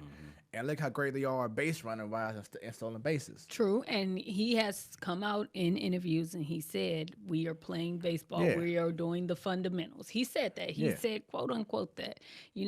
And my problem is it's not even a complete lack of accountability. Some guys seem to be getting held accountable, and some guys don't. You have a guy that has a bad game or two, he is pulled out but you have guys that strike out 30% in their last 3 games, and they're starting every game. Still bad. Got to, That's why I brought up, and I know that we had like a little discussion about this on Twitter. Which, by the way, if you haven't already, follow the platform Sports Talk Show on Twitter. It's at 314 Sports Talk. Once again, at 314 Sports Talk. But we had a discussion about Paul DeYoung. Great young talent, but he's batting 200 with men in scoring position. And the issue is that you keep putting him. This is why I say maybe he may be more George Kittle than La Russa, because La Russa would see, okay, if he's not doing well right now with men in scoring position, and you always in a prime spot where you batting fifth right behind Ozuna, put him down the lineup. move them. Yes. Why is this organization so scared to hurt players' feelings? That's the biggest issue I have with this team. Certain players. You know, Right. Yes. I sometimes I just like I think back. Maybe I'm spoiled. Maybe I was spoiled all those years, all those La Russa years, all those Walt Jocketty years, Dave Duncan's. You know, 2 of those guys are Hall of Famers or Hall of Fame calibers. And Walt Jocketty, shoot, he's strutting his way to the Hall of Fame. Keep on. Maybe we're spoiled. Maybe we're spoiled. Maybe this is the normal. Because we are. Maybe this is the new normal. We for the are Cardinals. right now We are a spoiled. mediocre team. Or should I say Maybe this is the organization. new normal. I'm trying to hold on to the past. Maybe I got to check myself. I mean, we are spoiled, but we are right about a lot of things. We are right about a lot of things. As you said, they are. It seems that they are scared to hurt some players' feelings. Look what Tommy Edman did. And shoot, who else didn't hit a grand slam besides Tommy Edman and Lane Thomas? Right. I can't think right now. Right. And I'm That was probably clutch. right, because I'm probably sure that none of our starting position players have. If Paul DeYoung. As he had a grand slam this year. Yeah. No. Remember that game we whipped on the Pirates? Didn't he hit a grand slam? Nah, or did he hit he had 3 home He runs, had 3 but home it wasn't a runs. grand It slam. wasn't a 3 grand home slam. runs in one Okay. game. Yeah. But look how quick they bumped Edman back down after he wasn't doing so good. Yeah. Look how quick they bumped O'Neal in and out the lineup after he was not doing so good. Like, they're really quick to move these rookies around, but their veteran players can do no wrong. So- And I do have relationships with some of the guys, and they all work hard for what they have, but you have to do what works. And if what works means moving that lineup the hell around, move it the Yes. hell around. Just move the lineup around. That's all we're asking. Move the lineup more around. urgency. Yes. That's what they have not done. We are in a pennant race, folks. Exactly. This ain't no dry run. We don't have time to say, okay, Carpenter, you got 4 games. Let's see what you can do. We're going to DH you this whole series. Yeah. No. That's the problem, is that you're babying the veterans. Think back to the 2011 World Series, or just the 2011 playoffs, and what La Russa did. He was not afraid to pull you out the game Exactly. and get a new guy in there. Yeah. You ain't producing, you out. Right. And It wasn't no playing favorites. We trying to win the World Series. Right. And just a small update. I believe right now it's the bottom of the 5th, and if I'm correct, I don't think we even have a freaking base hit. Nope. All pop flies. Let me check the stats of this current game right now. Give me 1 second. I thought somebody got walked. Yeah. Yeah. Let me see here. So right now, We talking about the Cubs getting whipped. We here in Kansas City. Don't forget. We in Kansas City. Can't even get a hit. let me see here. Joke's on us. Box score. Yep. It is the bottom of the 5th, and right now the Cardinals have no hits Dang. against one of the worst teams in all of baseball, the KC Halfway to a no-hitter out Royals. here. After you just fired your Yeah. batting coach that a lot of the players love. This ain't stand this time, but I'm just gonna look at the Royals. They 43-77, y'all. Ooh. They 29 So you think games out of first place. by not getting hits? No, they This ain't Royals protesting. team, this Royals team is 29 games out of first place. We can't get a hit. Can't get a hit. Come on, man. That shows right there is a lot of issues in regards to It is internal what's being issues. taught, what's being soaked in Yeah. in regards to the approach. There's no way that we are consistently bad against pitchers that we don't know. Every time the opposing team Oh, come on. brings in someone who just came from minor leagues, we don't have no tape on him. Guys act like they don't know how to hit. It happens all the time. That's preparation. It happens all the time. Mark McGwire was big on less video, more eyes. Yeah. And his teams when he was the batting coach, were one of the top producing teams in all of baseball. Last week, I brought up to the guys, by the pace that we're in right now, this could be the lowest on-base percentage team since DeWitt took over this team. Yep.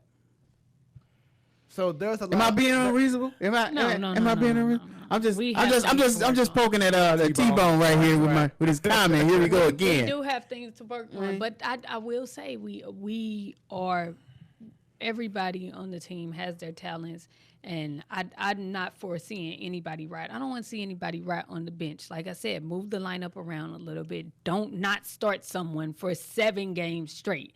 That type of stuff pissed me off. You don't start someone for 7 games straight and then throw them in one game after not starting them and expect them not to strike out. You've been sitting them on the bench for 7 games. And And then- yes, I'm talking about Harrison Bader. Yes. Yeah. Yes, that pissed me off. You don't do people like that. Like, Yeah. you're wrong, And then you want to, you have people that are very talented on this team that cannot get their mechanics together. That does not sound like a player issue to me. Some of these players are so talented. Look at the guys from the Diamondbacks. What happened to Paul Goldschmidt? What happened to Paul Goldschmidt? Or could we be what happened to Paul Goldschmidt? That was my next question is why is Now there that is why a is good there question. But yeah, because that was gonna be my next question. Why is there so many players that previous seasons they have awesome years, but they come right to St. Louis and they just fade? Dexter Fowler. Why is that? Goldschmidt. Well, he What got is hurt. He got right. hurt. But He got what, hurt. what He is never going seemed to, on like, in which good guys come here? And back then, it was the opposite way. You came to the Cardinals, Dave Duncan, if you was the pitcher, Dave Duncan would get you right. LaRussa would get you right. All of Yeah. a sudden, you be the reason Look why what he did. the team Look what he did to succeeds. Jeff Weaver. Right. But now He was floundering in this league. right. But now Ozuna Ended up being one of the MVPs that whole series. Nah, I know Ozuna last year was hurt, so he wasn't himself. But Right. even now, he's hitting so many ground balls. He wasn't doing that back in Miami days.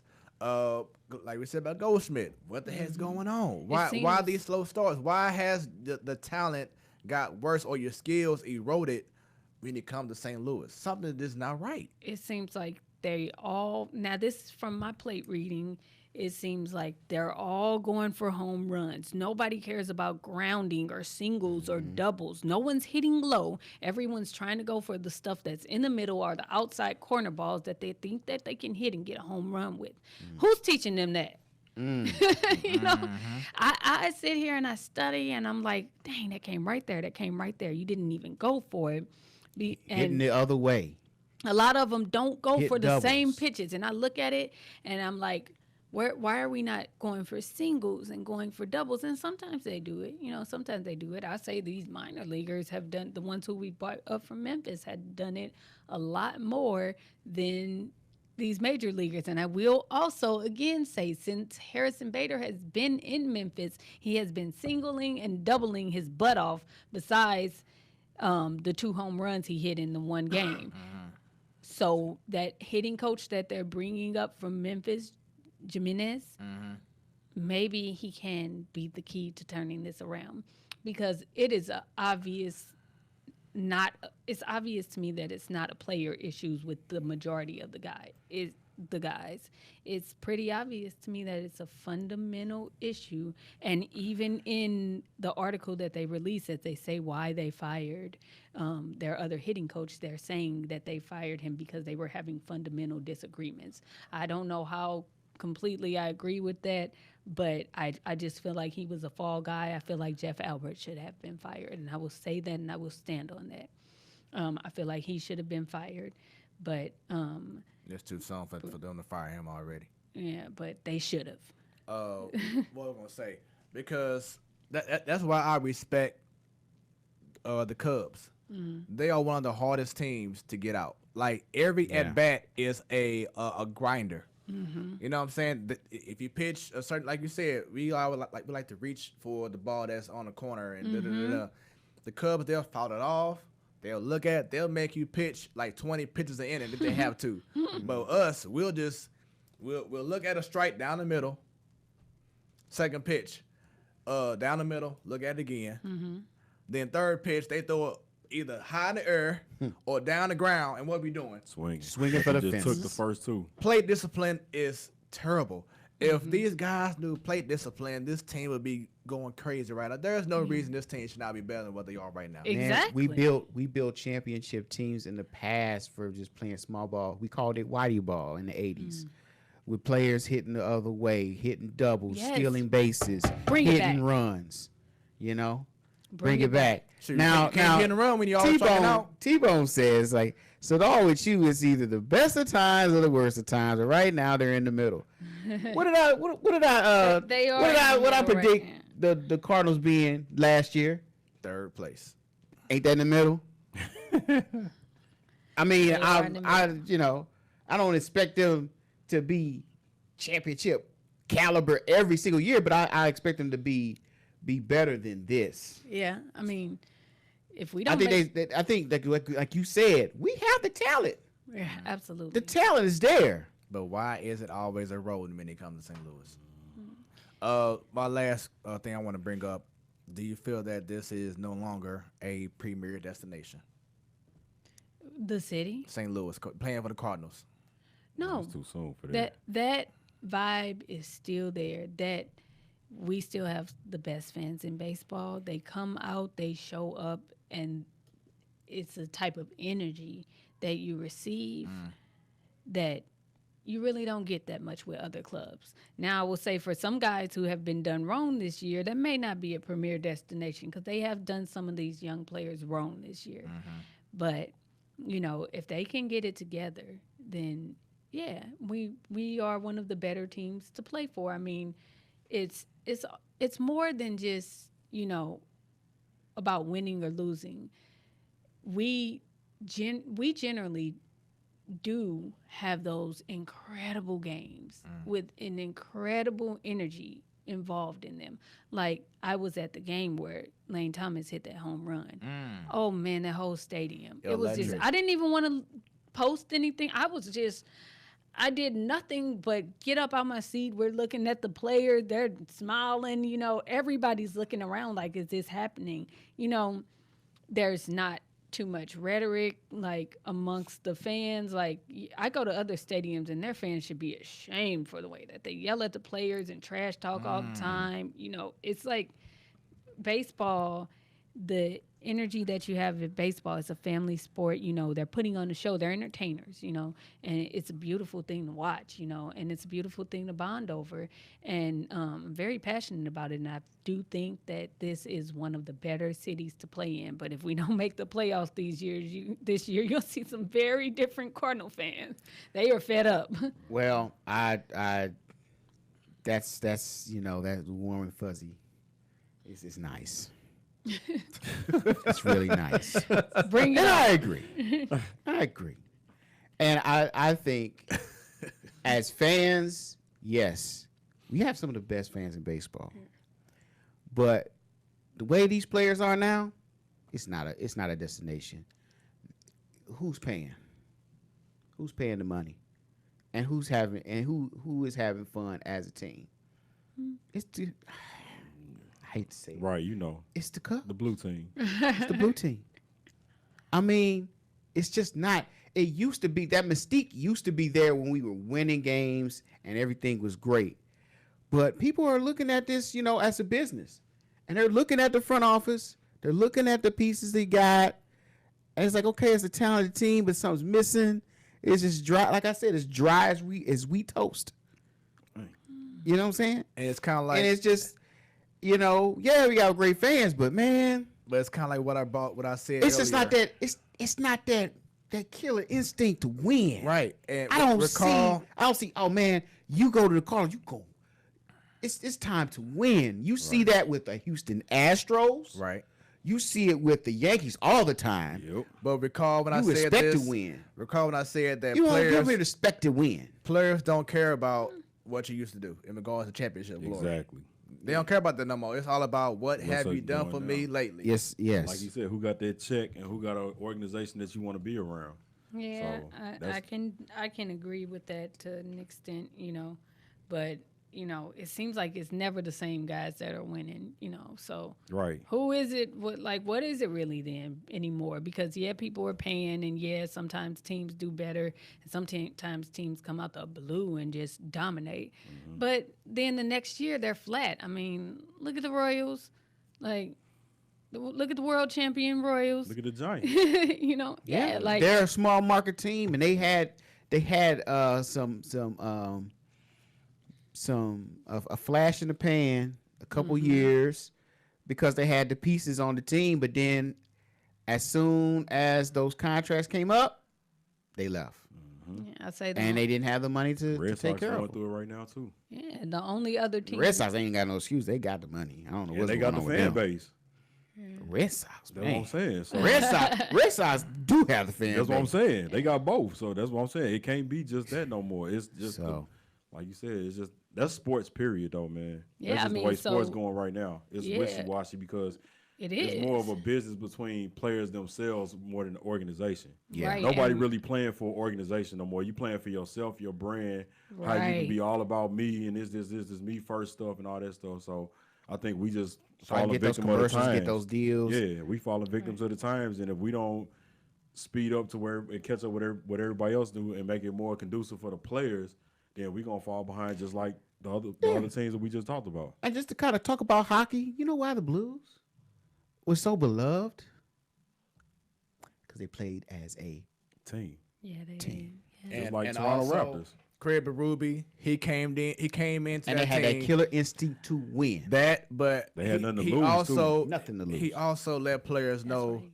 that hey, you may have been known to be a goal scorer or place the center position, but for this team, for us to be better, I'm going to put you in that position because it's going to make the team better. Exactly. It's all about having your guys sacrifice for the better good. Mm-hmm. So for instance, I know keep bringing this guy up, but like Matt Carpenter, if Schilt had a nice talk with him and said, "Hey, we need you to sacrifice because right now this isn't your year." Carpenter should be like, you know what? I was in Memphis for 3 weeks.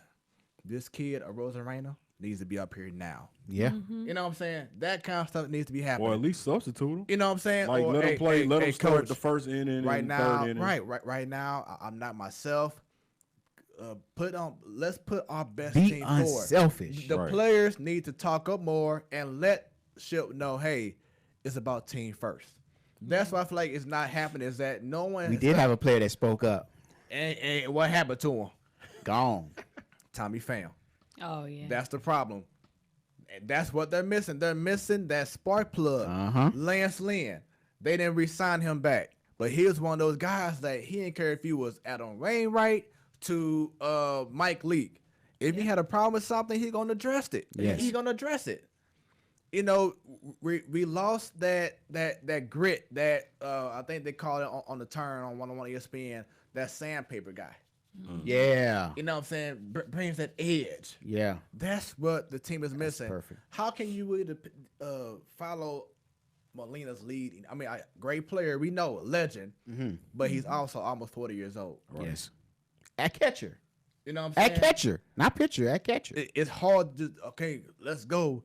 You need a fire plug. And right now, we don't have that. We're lacking that fire plug. Someone has to come up and say, you know what, guys, I've had enough. You playing for a contract and I playing for a championship. Yep. You know what I'm saying? That kind of talk needs to be going on, and that's why we haven't done anything.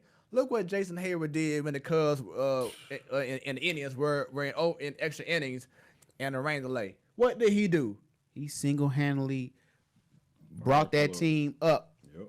even though he didn't do anything for most of that preseason or that postseason. Right. Yeah, and so T-Bone says in regards to Utah, they're one game from first, which is true. Then he said you act like they are at the bottom of the NL. So I expect more, T-Bone, man. so They're not. I don't. Yeah, they're in the position they are right now, but they don't. They don't pass the eye test, man. Right. and I we are very know fortunate. that we play in one of the toughest divisions That's the in problem. the league. That's the problem. We're not, because if the Cubs were playing like the Cubs of last year, Oh yeah. we would be 20 games out right now. Okay, If the Brewers were playing like they Like were 2 last years year, ago, yeah. we'll be deep in third place. So which is even more reason. exactly to be. we are fortunate that the Cubs aren't the Cubs and the Brewers aren't the Brewers, because we would be so behind right now, and that's what makes everything But they worse, playing to a because level of competition. that's Yeah. the problem. And that's why you Bree brought up earlier how we playing so good against these bad teams, but we face these great teams, and we are like, we can't play baseball no more. Oh, yeah. And like I said, we still don't have no hits, and it's the bottom of the sixth. Yep. Crazy. Okay, so we one game out, but we should be 5 games up. Right. Probably should more than that for real. See, now y'all, you know what?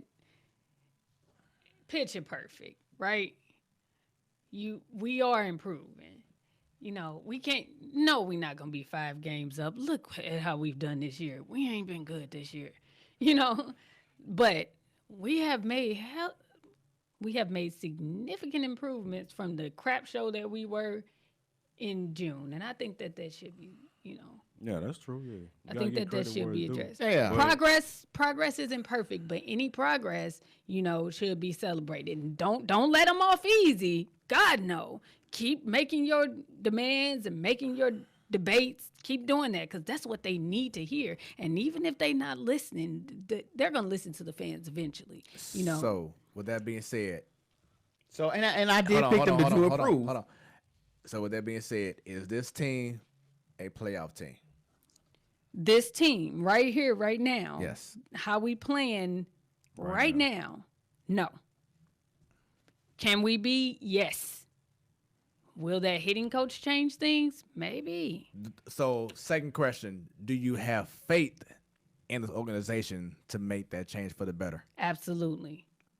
And it's not blind faith. We have made moves. We have done things. We have hit better. You know, we have. You know, Dex has hit better. Goldschmidt has hit better. Wong has hit better. Oh man, shouts out to You know- him. He really has put in a lot of hard work. The guys have made improvements.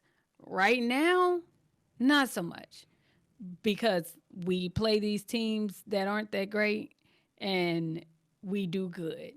But then when we face good teams, like that whole West Coast was a tragedy. Oh my God. You know, because we face some of the best teams in the league.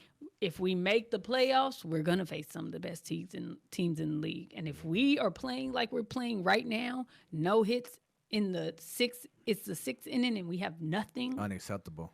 we're not gonna make it. Thank God for Hudson's pitching, you know, and that's what I mean about our bullpen. It saved us in some situations. Oh, yeah. That's why we have this balance and this advantage. If we get it working, all the mechanics working together, we are absolutely a playoff team. We can play how we played in April. I May. did pick them to improve. I didn't pick them in 3rd place this year. I put them in 2nd place, but missing the playoffs. I see the improvement. Yes, I believe they can be better.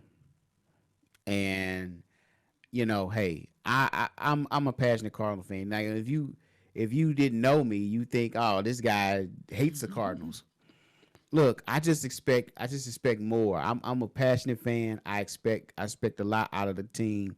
I've seen the Cardinals at their best. I know what they're capable of. It's like that tough coach that is hard on their players. They're hard on their players because they care and they see the potential in you.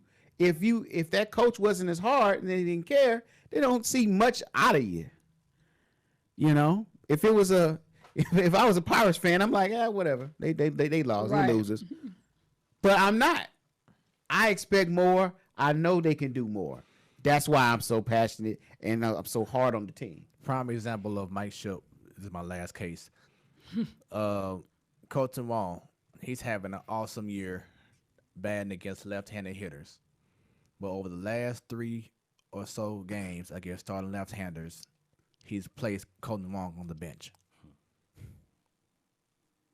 That's the kind of stuff that pisses me off. It's like, where is your reasoning behind this? And Exactly. Colton Wong, and why is Colton Wong still batting 8th and not batting 2nd or 1st? Dude is like you said earlier, great numbers the second half of the season. He's hitting lefties, he's hitting righties. His on base percentage is one of the best on the team. And improving constantly. But he's still batting 8th, and the young is still hitting 5th. Carpenter's still hitting. It's like 6th. they're letting the computer manage the game. Like if you're playing a video game, like they let the computer do it. Real quick, shouts out to former Cardinal Albert Pujols. He just passed Adrian Beltre as he records his 3,167th hit in the 4th inning versus the Pirates. Beltran was a monster. It is the most by a player born outside the United States. All right. My second Making favorite history. Cardinal player of all time. So Behind us. fun conversation. So we got past the negative now. Right. Yeah. Fun part. What were your thoughts on Pujols weekend? Oh, I had so much fun. That was good.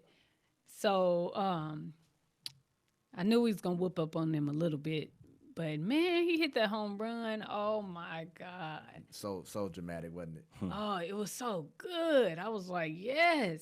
I wasn't even mad. And then I got to go to that Sunday game where Skaggs pitched, the only one that we lost, and that was a good game. I wasn't even mad. That 9th inning. Oh my God.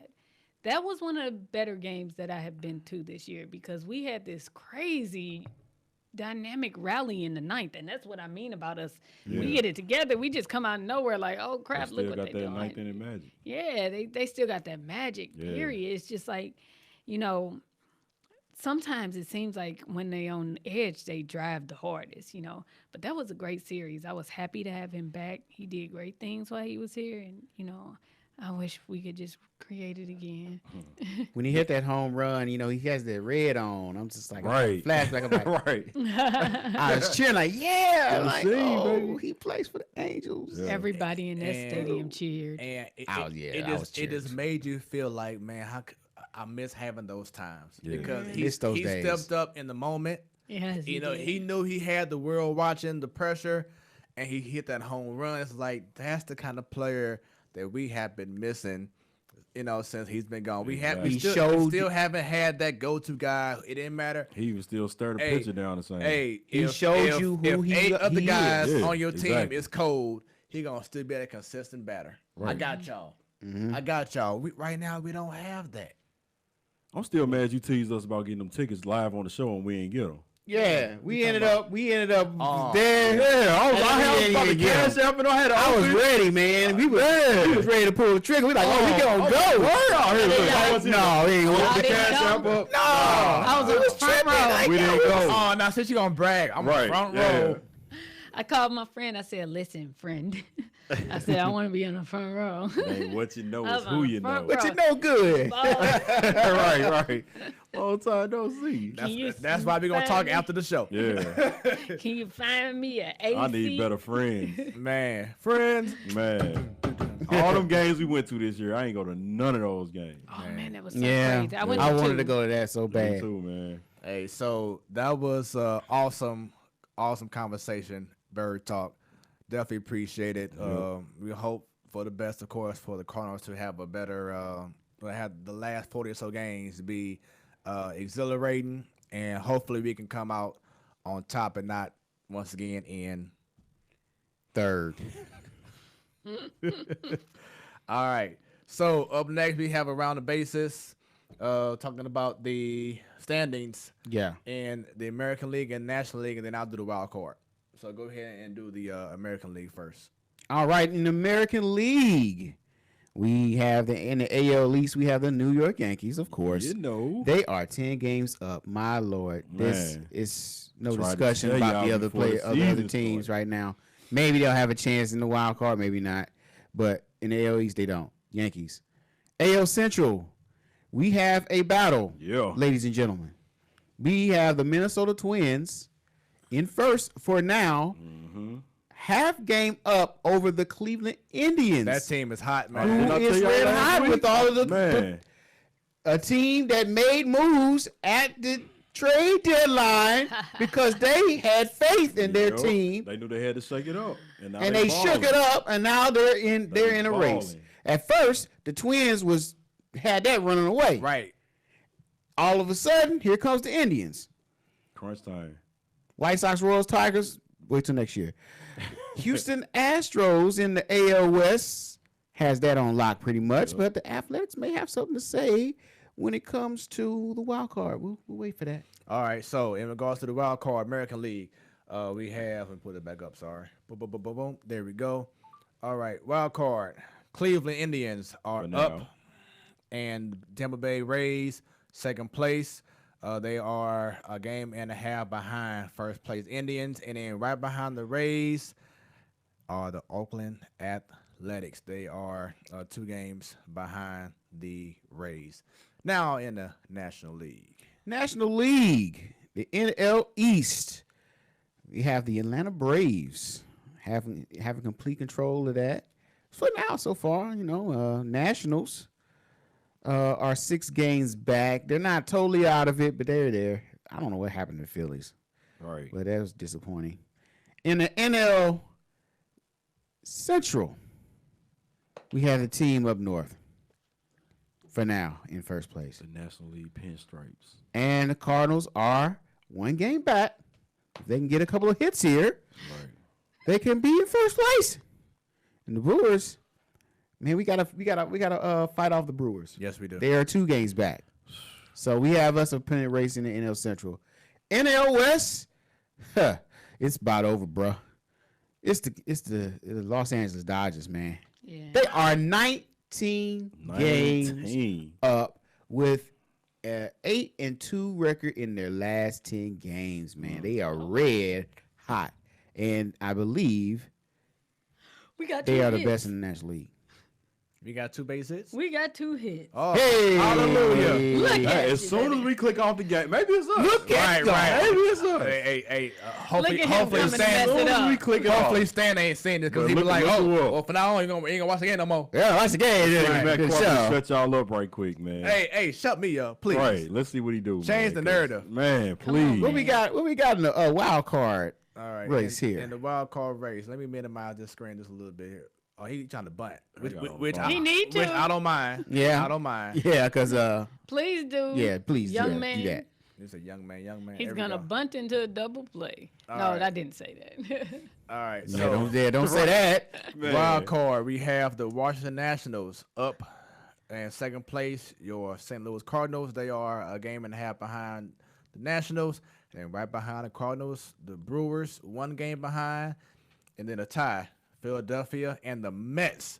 The Mets, That's ever since the hilarious. trade deadline, Yeah. they have been on fire. They, along with the Philadelphia Phillies, are 2 games behind. Then you still have Arizona, 3 games behind, San Fran 4, and the Reds at 7. So it's still a close battle. It's close. I mean, that's why you have a wild card race. I like the way they did the wild card. Yeah, it's perfect. I like that. Real quick, T-Bone says, you said that last year that the league is cyclical. I brought up last year that if they had the same record in different years, they would have been in solid first. It's not fair for you to change the stance every time. Then he also said, 3 Sadal, balls. How am I changing I my thought that was funny. They stance? called her a ball. he said, Sadal, remember your stance with the Cardinals for a later discussion. So say your mindset in regards to the Cardinals and where they at right now for a later discussion. Tell him, T-Bone. Because Don't T-Bone, give T-Bone his credit, I mean, man. T-Bone is going off. He likes hey, me. He likes to pick at me. always- He's yes, always picking yes. at me, man. He is going I'll off. say one thing, he say another thing, just to be contrary. Never change. Never change. If I say red, he say blue. He is That coming. is the way it is. Right. All right. So If I say young, he say old. so now That's we- another discussion, though. Right. So now we get into these segments. So can you stay for the segments, or do you have to go ahead and All right, go ahead. base Bro. it? There you go. Uh-oh. That brought one in. Oh, hey! He Wait, came shut through. They came through in the clutch. There you I'm go. sorry, Matt Corbin. covers There him with you the go. base. Shut hit us up up, the man. middle. Look at He Wayne been now. faking bunt the whole time. Good base hit. Look at him. There you go. Aha. There's the ground. Yeah. So can you stay for the remaining segments, or do you have to go ahead and leave? Yeah, I need to go. Okay, Yeah. so I'm gonna go All right. ahead and Good job. have the guys take over for a minute, and up next is congrats, you were right. So go ahead and do that real quick with Brian. I'm gonna go ahead and see Lady B out the building. Once again, thanks for being part of the show. Oh, thank you. All right. Good to have you. Good to have I you. would try to bring up some kind of congrats you were right real quick. I don't know. Or I'm sorry. Matter of fact, go ahead and The next segment yeah, here. is this your leader? So Oh no, the name 3 places you would take the Stanley Cup. oh yeah. Oh, yeah. Hey, Yeah. I got something for that. Say that until I come Yeah, back. he want to get a part of that Oh one. yeah. Well, we'll talk slow. Right. Take your time. We just, All right. right. All right, so just a little history, if you didn't know about the Stanley Cup. So we're gonna change the graphics here. We're gonna get things together as they let the lady out. All right, now the next segment is name 3 places you would take the Stanley Cup. Now there's a tradition that the Stanley Cup travels around. Right. It doesn't stay in one place. Right. So this segment is just to kind of name some places you would take the Stanley Cup. Oh, yeah. All right. And that's the whole concept. So I actually thought about this. So the first place I would take this is a viewing at the Gateway Arch. Okay. You know? I was thinking the same thing. Yeah, the Gateway Arch. This is St. Louis. You know, anybody from St. Louis, you see that arch. If you travel from out of town, you come home, you want to see that arch. Exactly. So I would take it right there at the arch, have people come out, and have a whole big event Yeah. out there. You see how it drew all those Right. events, and just have people take pictures right there, having places there. So I take it at the Gateway Arch. The second place I would take the Stanley Cup would be, I didn't think about this. I think Forest Park. Forest Park. Art Hill. Yeah, Art Hill. Yeah, Yeah, or the boat Art house, Hill. yeah. Art Hill in particular, Yeah. because that's like a main attraction. There you there. go. Yeah, Had the fireworks going in the background right on top of the museum. And right, that'd be tight. right there at Art Hill. And so for the last place, What's up, Geronto? we my got God, somebody. hold on, man. Time out. Wait a minute, This cat's not about 10 years old. got a reunion going on. Shoot, you know, matter of fact, Geronto, come on over, man. Come on over. See, you sit right there. Oh, man, I got to get my brother on this show. All right, Hey, what's up, man? Yeah, Geronto, Sadal. Hey, this is one of the coldest barbers in St. Louis, y'all. Oh, too bad I ain't got the hair. They have Man, checked grow it your out. facial out, man. Some headphones over there. You just put those on. Yeah.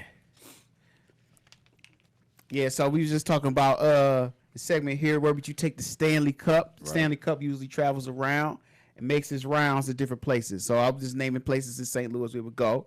First, I said the Gateway Arch. Most definitely. Second place, I say, is Art Hill. The third place, I haven't really thought about third place.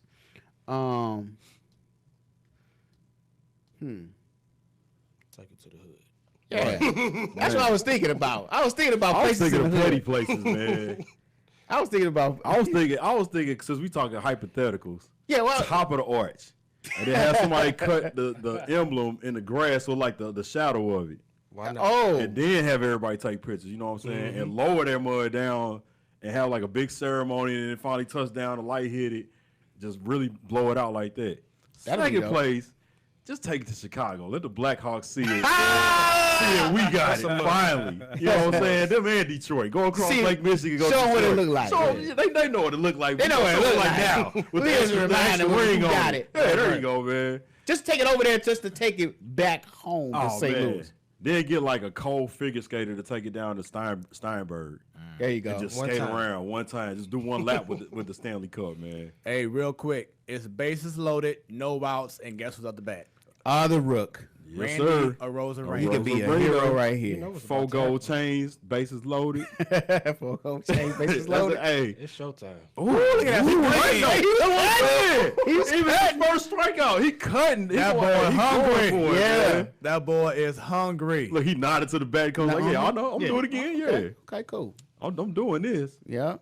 Because all he got to do is make contact, Yes. really. He If gonna get try to out throw the himself infield, off man, speed, that's 'cause at he least saw a that. run.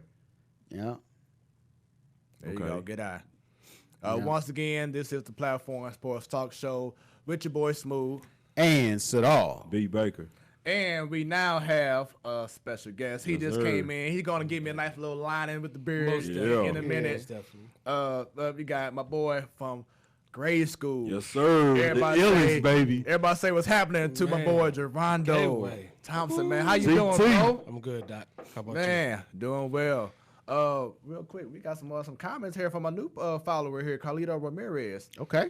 Says, take the cup to White Castles on Kings Highway. There you go. There you man. go. Hey, there you go, There's the man. third spot. Kill me here. Right there. Right there on Natural Bridge Yes, Kings sir. Highway, man. There you go, man. There it is. Might as well take it to Skate King. That's while the you- third while you one. over That's the there third with one. it, Go man. Skate King, Yeah, too. might as well, dog. That's what's up. Gotta take it to the hood, man. Yeah, So, man. so for all the new people watching the show and watching you for the first time, Gervondo, let everybody know a little bit about yourself. Oh man, I'm a barber by trade, man. That's my gift. That's my passion. That's all I want to do. I done had jobs, make $25 an hour, 30. I done walked off on lunchtime. You know, that's my thing, Yeah. man. I done traveled outside of the states, mobile travel, funeral homes, conferences, churches, you name it. I come. So, Right. yeah, that's my thing. Respect that, man. That's Yes, what's sir. up, man. It's the hustle. Entrepreneur, man. Yeah. That's the life I want to live right now. There you go, man. It's 9 to 5, ain't You gotta love watching your people do what they love to do. Yeah, man. You know what I'm saying? I celebrate the entrepreneurs, man. Yeah, he been grinding too, man. So it's been a pleasure, man, for real. And people, you are witnessing 4 brothers, and then of course Stan as well. Yep. But we are all entrepreneurs, Yes, hard-working sir. Yeah. brothers. Yes, we sir. all doing positive things. This is why I'm so glad that I got this show going. And it was a vision of mine for the longest time. Got asked all about it, like, hey, let's do it. If y'all ever get a chance to watch our very first show, Yeah, I saw it. sit down. Yeah. Base Base hit. There you go. Oh no! Wait a Oh, minute. okay. It hit Molina But somebody while he was scored. running. Oh, no. Run So, that back. so Molina is out. Oh, Oh. come on, Yachty. How did he hit him? I ain't see it. We was me see the talking. replay. man. Yeah. He know it hit him. You can see it in his Yeah, face. because that was about to be a base hit. You can see it in his face. He said, yeah, see? said, "Don't See, call he's it." got He that said, "Don't sheepish call look it." on his face. Well, see, I think what happened is the ball went past the shortstop. He trying to dive for it. I thought it hit the shortstop first. No, but then I We gotta watch the think after replay. it hit the shortstop, it bounced off Molina. I think. But Carpenter scored though, right? Yeah. Yeah. He Okay. good. But going back, that's the reason why I did this show, man. So we bring that positivity. Yeah. Yeah. You know what I'm saying? We're all entrepreneurs. We all doing things. Let's see what happened here. See, it went past the shortstop, then it hit Yeah, Molina. yeah. And you see how he reacted when he Right. hit him. Off his Early foot. got his foot That too. right yeah. there. Dang. That was gonna be a His solid back base foot hit. that he was Yeah, running. that was crazy. So actually, He he's ain't not out. Nah, he There ain't we out. go. Give me that 3. Good. So Yeah, actually, there's a why? base hit. How? Because it already went past the shortstop, and the shortstop may have deflected it. It touches. Oh. See, watch. it Here we touches his go. glove right here. pink. Right there. Right there in the back on of his pinky glove. nail of the glove. The back of his glove. Yep. So actually, It's a regular base hit. first Yeah. base hit ever Yep. for That's Randy Arozarena. And it was an RBI. Yep. So yeah, going back, man. Just glad that this show has came from where it came from back in April 2017 to how it is now, man. And this show is going to continue to expand. Most definitely. We may have shows outside of on Wednesday just to keep the conversation going if need be. Yeah. But definitely glad to have so much support. We appreciate that. And once again, Gerondo, good seeing you again. First time on the show. We gotta get you on for the full show as well. Yeah, Yeah. Going back to the Stanley Cup conversation. So I had my church. Okay. Washington Metropolitan AME Zion. I think that'll just be off the chain to have the cup. And Had him bless the cup. I was Man, saying, there hey, you put go. some oil on Hey, it. bless the cup, man. Put some, Hey, we're gonna have Put some communion. on there you go. Put the body of, have everybody take a body of Christ. We gonna pass the Stanley Cup around. Everybody had their own straw. Yes, sir. Right. And, right now, the Cardinals are up 4-0. Yes, sir. Second spot, I probably have to say my high school, the V. Nah. Yeah. He said, nah. Yeah. I said no. Because first off, Cause it ain't the real V no more. yeah. That ain't where he graduated from. Right. I mean, but What you gonna take it to career academy? exactly. Right. Hey, Coach Best, let me in. Right. Hey, let me change the logo right quick. And then I probably do like a little private event, man, and just invite all my closest friends so we can all just man. celebrate together. Like, hey, Bring it on the show. Uh-oh. there- Fastball. exactly, Right. Put on the exactly. platform sports show. Exactly, 5-0 Cardinals. 5-0. now. Come Well, on, yeah. So Cards. just a couple things, a couple of the major spots. Yeah. But then, like I said, just had a nice little couple hours with close friends, Right, fam, right. people I ain't seen in a long time. Like, hey, come on through, let's celebrate, let's be on this thing together, man, and have a good time. So, thought about that conversation because right now the Blues are currently still having the cup going to different cities and states. And they taking photos from I think the website. I mean, the Twitter is like the keeper of the cup. And Did they take it to spots in St. Louis though? yeah, they We already ain't heard nothing about it. Yeah, we ain't heard nothing about it. Pat Maroon. He had this day like almost a month ago, and he took it to a few spots. So in where they St. Louis. taking it to? What we talking about right now? Yeah, I'm talking about St. Louis. Like, what spots they been in? Shoot, I can't recall where he went. He went to like some kind of like local bar around the loop. Right. You know, see. it wasn't nothing like Yeah. something that we would have done. Right, yeah. But he already had his day. Okay. And but right now I think the cup is is overseas now. So like it So for the folks that you know from the Right, country right, and stuff. exactly. Okay. Oh, okay. and I think that's such a cool job because the guy, I think his name is like Keith Pritchard, I think. He's the guy who actually watches over the cup. So wherever the So cup he gets to goes, travel Yeah, all man. around the world. That's all he do is keep the cup. So wherever the cup goes, he's there, Come on, and he's taking photos. He's taking in all the sights and sounds of yeah. each player celebrating the cup. Okay. That's So- a cool job to Yeah, have. it It has gotta to be, a cool man. job. Hey, wash the cup, wash it, whatever you gotta do. Yeah. And then hey, You just the best And man travel. or whoever won this. And get paid. Yeah. exactly. Come on, exactly. I do that. So Heck you, yeah. you can't beat that. All right, so up next we have Is This Your Leader? So Gerondo, what this is kind of like Is This Your King from Black Panther. Okay. We choosing two people, two sports figures. You decide who would you decide is the best leader of that group. Okay. So Not so necessarily the best player. Not best player, Okay. but in regards to if you were down by one, who would you want to be your leader to overcome Okay. and win the game? Okay. So, for instance, I could say Russell Westbrook or Chris Paul. Who would you say is the better leader? We talking about right now or back then? Because it's tough. Yeah, I just now. want to play it. I just want to play it. I did a Give me, throwback last time. Give me. I'm gonna take Westbrook. I'm gonna take Westbrook. Okay. Me too. Only because I know he gonna take it to the cup. CP3 right now, I don't know, Yeah, man. he He a iffy little right bit. now. Yeah. So Well, Chris Paul never played in the finals. prime example. So there you go. So he kind of overrated, really. That's one of my I didn't favorite wanna say players, it but like he that. is I kind mean, of He hasn't even overrated. played. Man. He hasn't even. No, wait a minute. Yeah, Western Conference actually, Finals, he made it once. Yes, he did. Yeah, It's like he allergic to the finals almost. He yeah, hurt every man. time It's right always before. something, man. Yeah. It's all. I mean, Hey, even before the he injury. get right there. Ooh, Yeah. Yeah. It's almost He like he literally get tight better not ass. make it. Like, Hand him off. man. So yeah, Yeah. I take Russ. And then Russ, I say Russ too, because he's got that killer He instinct too. kill him, man. They give him know, an he- unfair rap, man. He play hard, man. Yeah. Yeah, Like, you he know, gotta play hard. I want him He to. wanna I want play him to good. be leader of the team more so than Chris. Chris Yeah, Paul. yeah. I If he agree. take a jump, it's over. If he start hitting that jump, it's Yeah. Consistently, yeah. It's a wrap. Yep. So, I got one. Okay. oh, go ahead. I got one. Yeah. Here's one for you. Uh-oh. You asked for it, you got I'll cover his look. it. Is this your leader, Come on with it. Antonio Brown Oh Lord, or Jalen Ramsey? Oh God. Jesus Christ. Pick one. I'm gonna pick Jalen Ramsey only on the strength that he not in the media as much. That's the only reason. They both got the same antics, I'm good with that. Dude, Yeah. did you hear what he said? What he used to do in college? bruh. Dude pulled up Did in the you Brinks see? truck. Yeah, but yeah. Yeah. going back to college though. It's a Right, mind okay. game. It's a mind game. This dude Tell him. will call the girlfriends of his opponents. Oh, DM them. Not call them, but DM them. DM the girls he of his opponents before the game. You gotta respect that.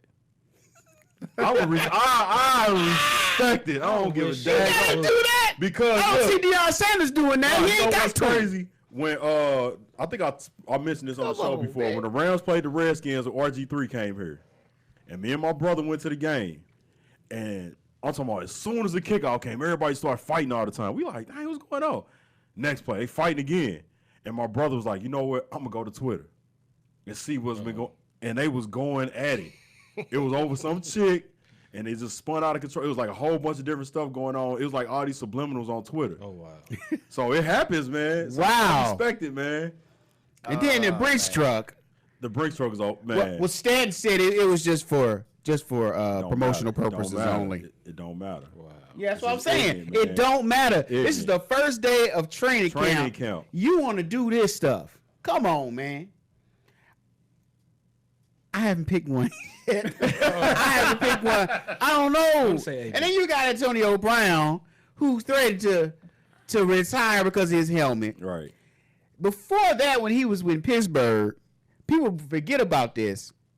But it was a playoff loss. He up there, he went live on Instagram right after the game, just to show out. Yeah. Everybody's like trying to like recover from the loss. He lost the playoff game. He up here cheesing on Instagram live. Yeah, the coach was saying words to the team, and he on Facebook Live. The coach is like, being a coach. Right. He's got choice words, but it's the locker room, and it's a sacred place. He's got it. He's up on live, everybody to see. Yeah. So, with that being said, if you know that you need a interception, or you know that you need that Or a big touchdown, play, yeah. who would you choose? You know who you gonna choose. You know who you gonna choose. Wait a minute, everybody. You gotta stand. Uh-oh. here What's we up, go. ankles? What's up, ankles? Hold on. Hold on. Take that out. Hey, hold on real quick, Stan. Hold on. He must have heard his name called Right. and said, "Oh, What's wait a up, minute." Josh? Hey, the whole Brinks Rams truck, thing. yeah, the Brinks truck thing. All right, Stan, you live. Wait, y'all still there? Yeah. we still there, man. boy.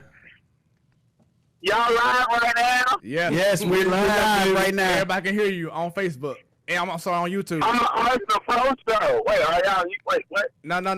I'm sorry. We're on the show. We're still live on YouTube. We're on this, and this your leader. This is the show.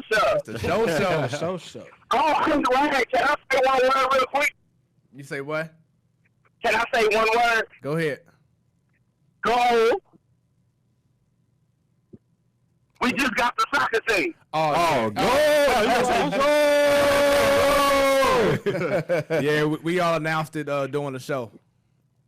We got the soccer team. Hey. We kicking it. Yeah, it's going down. How you feel about that, Stan? Man, I'm happy. I never thought I'd be able to see like a true like MLS style soccer game here in St. Louis. So for it to be coming into fruition, it feels real good.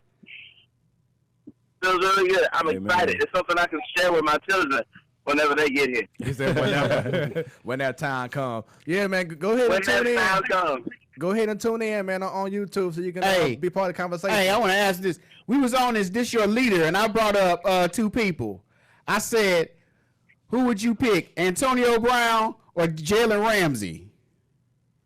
Oh, you You cut him off. I catch myself. This ain't the first week. I had to catch myself. Antonio Brown, and let me tell you why. He talk a lot, but every season he back it up. True that. That's true. And that's why I reluctantly have to say Antonio Brown, even though he too is a big diva. Well, I said, you know who you got to pick. When you get on that field, that man delivers. Yeah. You know what? You know, Stan, I'm surprised you didn't say Jalen Ramsey because, you know, you were backing him with that Brinks truck. Remember?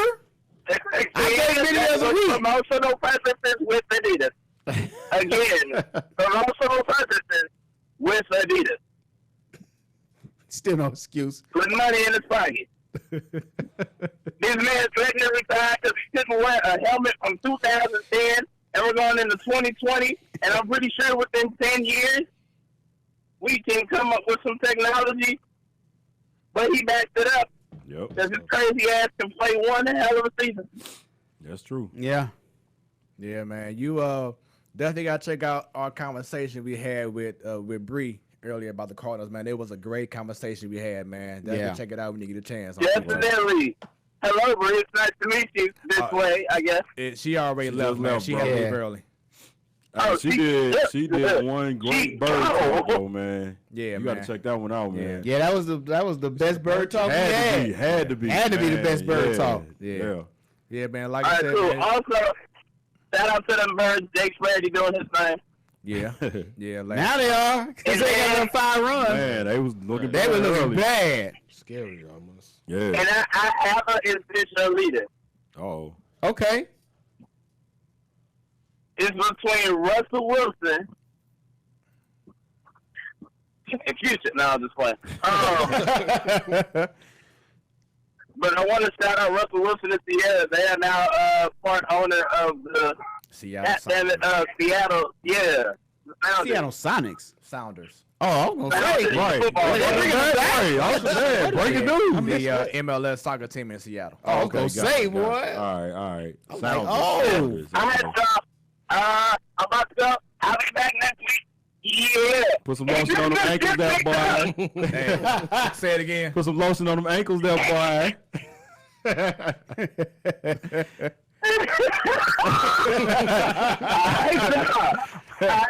You know what? Forget y'all, because it was hot up on that stage. Hey, man. And my ankles felt amazing. I'm trying to look up something. He tell me look up to. First thing I see is your ankles on Facebook.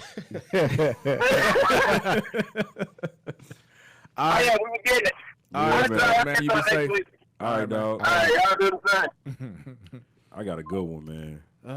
Okay. Actually, kind of a spinoff. All right. So I'm going to do, is this your leader, Colin Kaepernick or Rich Paul? Oh, Lord. Why you do this? Ooh, heavy. Man. Both of them went up against a powerhouse. They was blackballed. Yes, sir. You know what I'm saying? They ain't let it break them. They stood with what they had to stand for and ended up being bigger than them. You know? Yep. So that's my, is this your leader? I got to say Cap, man. Hey. Got to say Cap. Cap Because or Rich he made the ultimate sacrifice. He sacrificed, His not career. the ultimate sacrifice, Yeah. like life for death, Right. but he sacrifices his career. Yeah. Pretty I much. think the still Rich waiting on Paul time. thing still being played out, you know, as we see it unfold. Yeah. And because it blew over so fast, it's going to be underrated. But I would have to say Kaepernick as well. Yeah. I agree. Yeah. But I just felt like that'd be a good That's comparison tough. between those two. And then my spinoff would be, is this your leader, the bad version, NCAA or the NFL? because you got Oh my God. These are two leagues that's just been doing brothers wrong. wrong. So that's for I me. have to say a slight NFL because you ain't even paying these guys in college, right? in And college. that's really man. for the commenters because all these college basketball heads and college football heads, college football about to start up and everything like that. We already did, but you got to look at it from the standpoint of the fact that they intentionally have a underlying fact that they basically trying to derail black athletes. Yeah. For whatever reason, and they trying to devalue them. So that's why I picked that as my spinoff on it. Is this your leader? From a hypothetical standpoint, because I know ain't nobody gonna pick neither one of them really. I mean, if you do, but you kind of like, I really want to say the other one. I really don't want to say either one. But that's my "Is this your leader" segment for those two. Right I feel there. like that could probably take a whole segment almost. Just So right good, man. Right. So good. And now on the line we have T-Bone Funk. Oh boy. T-Bone, how you doing? Good. What's up, everybody? Uh-oh, Paul DeYoung. Wow. Yes, went deep. Now we up 6-0. The whole game to change now. Right, just like that. So Gerondo T-Bone, he lives in Orlando. He went to Oh man, I'm going to Orlando next month. he went to Normandy High School. Okay. Yes, sir. Vikings. He is a former wrestler, professional wrestler. Nice. Just had his son RJ, Congrats, bro. and the wife is doing much better. Is that correct, T-Bone? That is all. Hold on, say it one more time. That's Hey, your signal may be going in and out. Say it one more time. I'm sorry. Everything you said was correct. Can you hear me now? Yeah, you a little bit better. How things are going your way? Can do it, but if you hear a crying baby in the background, I'm gonna do my best to calm that down. We understand. Yeah. So I have a feeling that you may have a question or so to Sadar over a few things. But before we get to that, my edition leader is Jared Goff or Baker Mayfield. Oh, all right. Dang. Nice. That was nice. Dang. I I'ma see go what you Goff. did there. I see what you did Slip there. that on in there. Yeah. Because Baker is starting to become one of my favorite boy, quarterbacks. yeah. Already. A lot of people. I seen it from A last lot of year. people. Yeah. And I see good things from the. I gotta say Baker, man. I gotta say Baker. You don't trust Jared Goff? Already? Jared Goff, well, leadership. Right. Leadership. I seen it at Oklahoma. Dude's straight leader, man. Yeah, he a wild card leader. Yeah. His teammates love him. In regards to Baker Mayfield. Baker Mayfield. Teammates love him. When he Rallies grabbed the that troops. flag and Rallies the troops. Get that the was flag, fun. put it Yeah. in the ground. right. Forget then- y'all. You know, he's just a leader. Jared Goff is cool quarterback. type of leader. I just don't see him as that upfrontly. If he had a little bit more edge, probably so. But Yeah, probably. Yeah. Yeah. Do you feel like he's like a product of the system by McVay? Yep. most definitely. Most Yes, definitely. that's part of it. I think so. Part of that. All right. T-Bone, what's going on, man? The floor is yours. So, a big debate going on online. I guess it started on Facebook. Where the dog has shocker.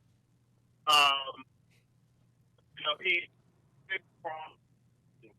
So I just want to ask first, before I state my case, what is your stance on Russell being on television 2019? The legends on who's been on the pay-per-views and everything this year, 2019. Who, me? Yeah. I haven't been watching it. Like your take. Well, that's clear because you made a case that they're all over the place, and I'm like, and when I pointed out that's not the case, you stuck to your gun. So glad to hear you admit the problem to begin with. That I watched. Hey, T-Bone, do me a favor real quick. I'm going to call you right back. Hopefully we get you a better signal. We want to make sure that everybody can hear you clearly, all right? All right. Sorry about that, y'all. That's that NFL. live You TV. ain't even paying. You ain't paying these guys. That's the dog right there. Right. They ain't paying these guys, man. You gonna hear it again? They gotta pay them. All All right, let's try this one more again. Give me 1 second. Once again, you are live. This is the Platform Sports Talk Show. We are extending our time. Yeah, I guess. I don't know. Is this your leader? I guess. I thought it was on. Yeah, we was there. Calling back. Hopefully this time we got a good reception from them. Then we'll add them on to the other segments as well, of course. Yeah. All right. Let's see how you sound now. Can you hear me? Yeah, I can hear you. Is this better? Much better. Yeah. Much better. Okay, so let's go back to your initial question. Once again, that was just Sadal's thoughts on the legends being on TV as much this year, or should I say in 2019. Is that correct? Yeah, I'm trying to figure out what the big thing is, because every time a legend's brought up, he keeps talking about that, why are we putting these people on TV? And there's not enough of this, and there's not enough. And I'm just trying to figure out what's the problem. Listen, man, I'm just saying, like, it's cool to be nostalgic, but man, I mean, you're bringing these guys back for what? I mean, you got the most talented roster there, but you got to bring back these old guys, man. I mean, they're good. I mean, they were some of my favorite wrestlers when I was coming up, but man, that was when I was coming up. I was in high school. That was what, 20 years ago. I mean, Okay. All right. Let's give the young guys some shine, man, and let's honor the legends at a particular time. But man, during a regular Raw, we're gonna just throw in the old wrestlers for a show. I mean, I know you heard it for ratings, but man, I mean. But again, it goes back to your point of you're not watching the shows. So you're saying that they're all over the place, and that's not what the case is. So they had the Raw reunion show, which was a special show, obviously meant to bring in ratings. But for the most part, other than that, any legends that you see are very few and far between. And like, as an example, you could bring up Trish Stratus, but Trish Stratus, I believe maybe 40 years old right now. Or maybe a couple years older. But Tom Brady's 42. Should Tom Brady retire and just sit down and let another quarterback start playing? Yeah. No. Yeah. No. Yeah. He just won a Super Bowl. She is 43 years old. Once again, she is 43 You asked about the wrong person. Right. Me and Tom Brady. I'm forever going to hate Tom Brady. Well, but my point is that Tom Brady's performing at a level that, 10, 15, 20 years ago, somebody being that age would have been like, I don't know about that. Yeah, but you know what? Tom Brady is also in the league. Now bringing back Brett Favre, is that going to do anything? All right. To play for the Packers. That's a good point. You know what I'm saying? Okay. So Tom Brady is already wrestling. Though. He's in there. He's in. He's doing his thing still. So to your point, that is because that is actual sport. You have athletes that have to have certain measures. They have to be able to have certain skills to be able to do what they do. Wrestling is not a sport. It is more entertainment-based. And I can tell you something right now. The Rolling Stones, they still do concerts. Any band from any era, if they can still do what they do, they perform. Janet Jackson, the year I got married, I went to a Janet Jackson concert that sold out an arena. So the point is that they're in the business of doing whatever's the best opportunity to get people on the shows. And while I understand what you're saying about getting the younger talent there, here's the problem. There was, in the 90s and early 2000s, there were a lot more people watching wrestling then. How do you get those people back? They don't know the people that are there right now. You can have the best storylines in the world with the younger talent, but if people don't know them, don't have a vested interest in them, they don't care. And if you look at the biggest trend in television and movies now, what is the biggest thing that everybody's been doing probably over the past 5 years? The remake. Correct. They're remaking shows. They're rebooting shows. The Lion King. Reason why. And guess what? James Earl Jones still plays Mufasa. Yep. All right? So the point is that people like things the way that they know it.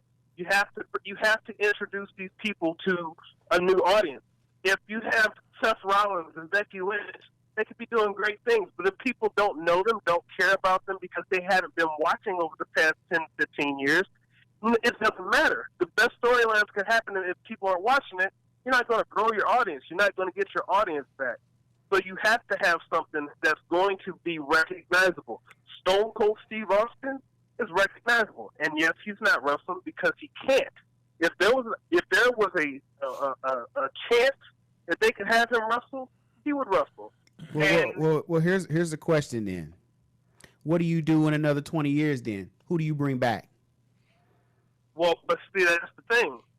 In 20 years, the guys that you see now will be in that same position. The younger, if they're not watching now, if they're not watching now, well, they're watching for the old wrestlers. Okay. Hold on. Let's back up a second. Let's go back to the era that everybody talks about, the Attitude Era, where you had the Monday Night Wars. What was WCW's formula for becoming successful? Do you remember? Yeah. Bringing back those the old guys from the 80s and putting them all in the NWO. And basically they pushed all those younger guys out, the Chris Jerichos, the Eddie Guerreros. And who scooped them up? WWE, didn't they? And they ended up, yeah. And then what happened to WCW?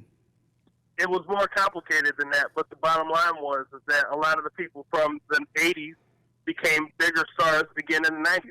And I'm not saying that needs to be the case, but you're also forgetting other components. They are also a company that's in the business of making money. Their biggest revenue generator right now is the WWE Network. Well, if you want to keep subscribers, and you said this a few months ago when talking about Goldberg, you said, these kids don't know Goldberg, and that's the point.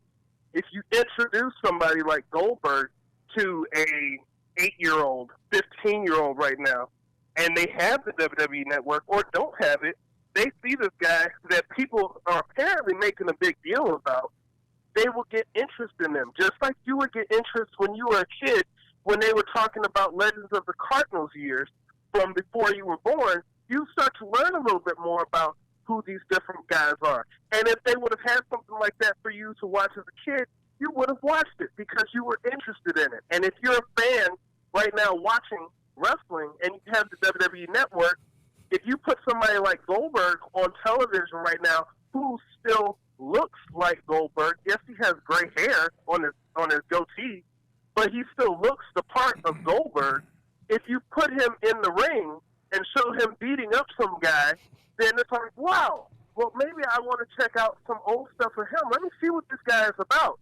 That's how you keep people interested in something and keep people subscribing to your network. Because if you give, right now, if you look at it, if you give them if you give people something to watch once a month, so the pay-per-view, okay, there's going to be people who are like, okay, let's turn around, let's watch these monthly pay-per-views. If you give them something like NXT that is weekly, okay, now they're a little bit more interested and will be more likely to stay subscribers.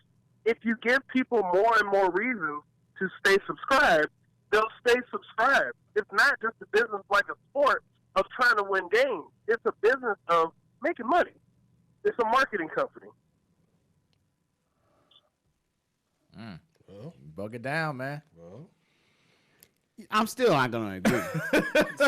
No matter what you I'm still not gonna agree. Oh, and by the way, That's not gonna make me. I wanna just see Goldberg every. You don't because you've seen Goldberg already, and that's fine. Goldberg against Dolph Ziggler doesn't really move for me. You. It doesn't for you, but that's the part. See, here's the thing: you're in a business right now. What you're trying to do, where you're looking to buy houses, right? Yeah. Or if you're looking to buy the house that you want all the time, because if you're doing that, that's a bad strategy. You don't want to buy the house that you necessarily want. You want to buy the house that can make money. So You like, damn. Hey, that was a great point. man. Hey, T-Bone, congrats. Right, You were right. Y'all know. T-Bone's got this vendetta against me. If I say red, he says blue. I will say this though. He's right about the but whole. I'm sorry. Go ahead, bro. go ahead. No, I was gonna say you were right about the whole the new age kind of thing, because I just took my boys probably a couple months ago down to the wrestling, and mind you, I know the old school.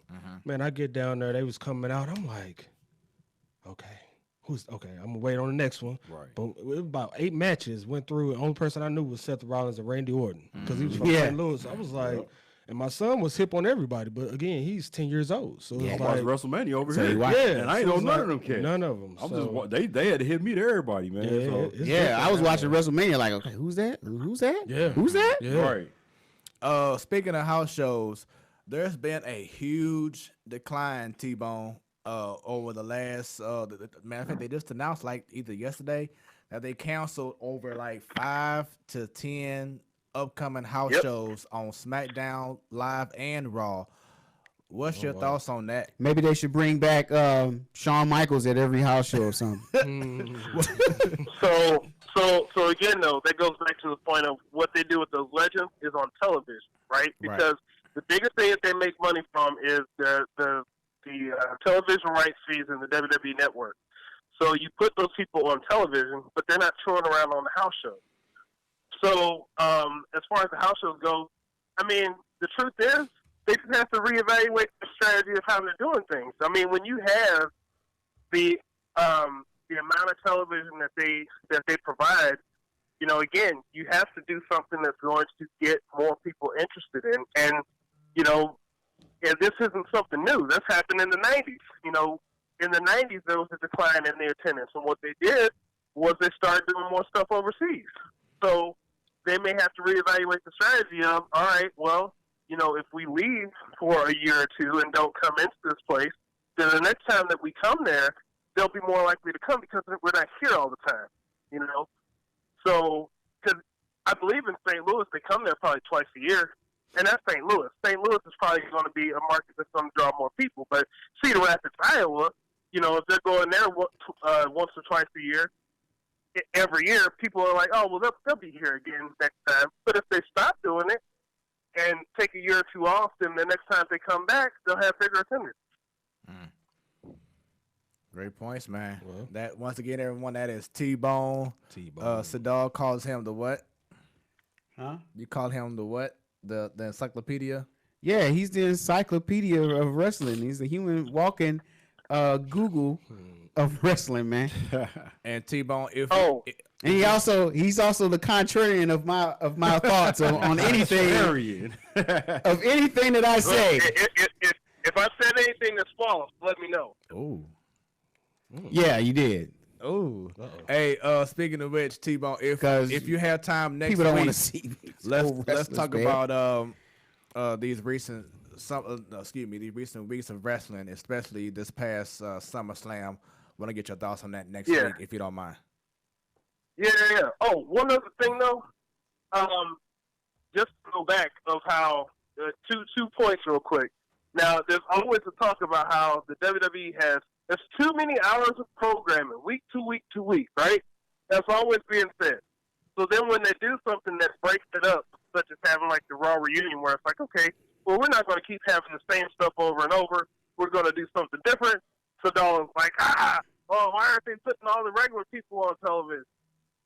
So, and then the other thing is, listen to the energy that he had with the Cardinals and how we talked about how, oh man, you know, back in the back in the 90s, and he talks about that. It goes back to the same point about what I said. People like to what they know.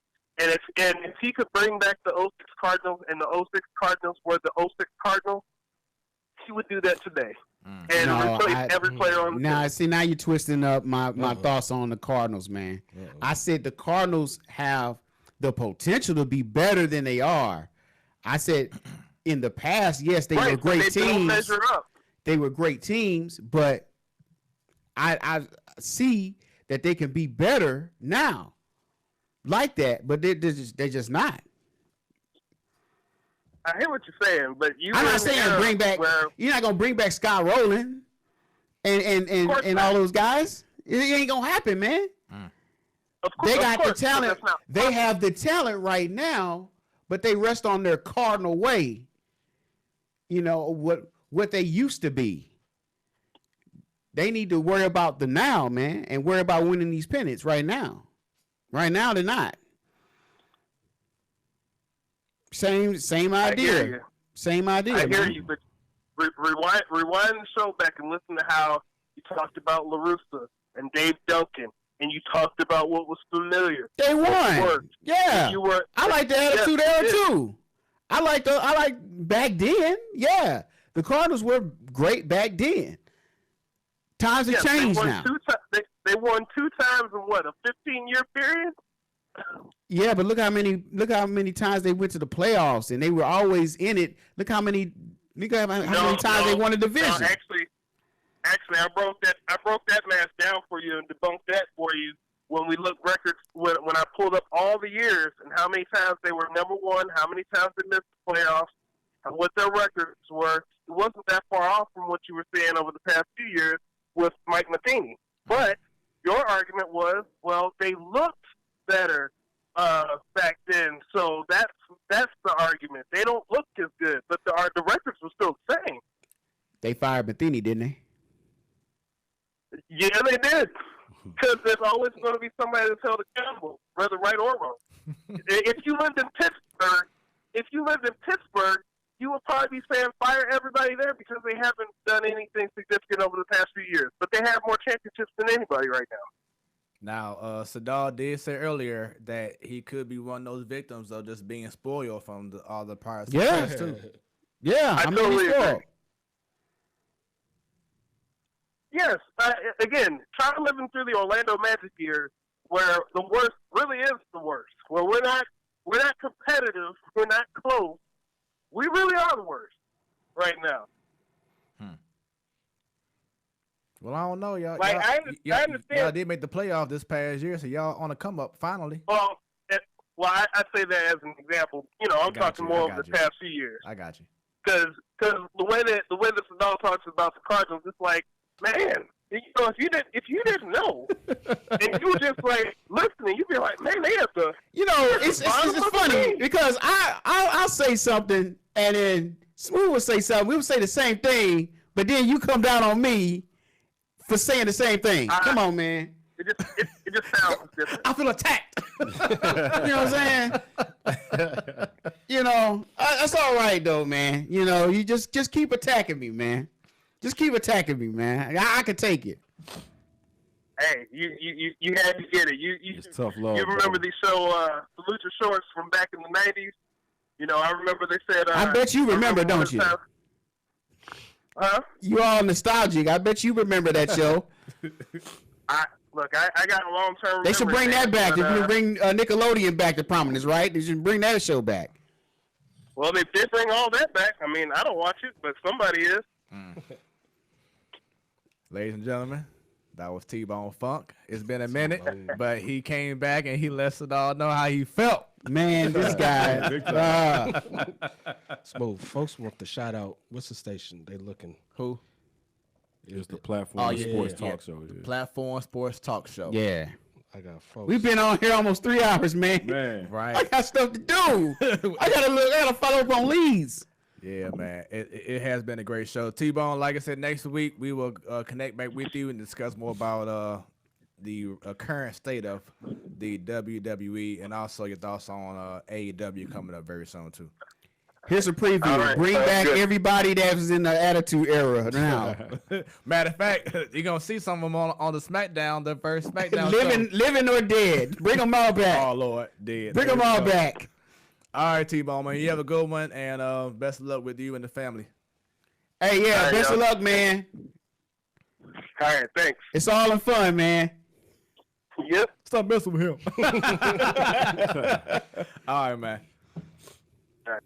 Yeah, that was T-Bone Funk, man. Once again, this has been an incredible show. If you haven't seen it, the great conversation with Bird Talk, with Bree, knowledgeable, man. It's great to have ladies who know their stuff. Sports. You know what I'm saying? Yeah, that's funky. It's great.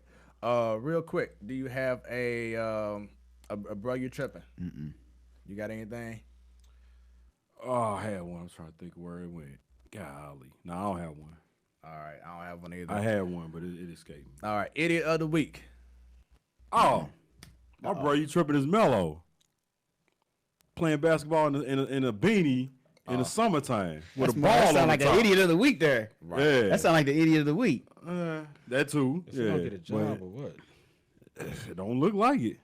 I mean, and He's showing highlights in open gym. Like, Yeah. bruh, And here's the like, whole thing, You went like- that far down? but my whole thing is that we know you can play, but it's a matter of can you fit into a team, team, system yeah. and scheme now. Yeah, you showing highlights in a pickup game ain't gonna help. Basically, can you swallow your pride, sir? Exactly. He was up there campaigning over there a couple weeks ago Stephen A. with Stephen A. Yeah, Man. I You know I don't usually talk. Mm-hmm. You know I don't usually make interviews.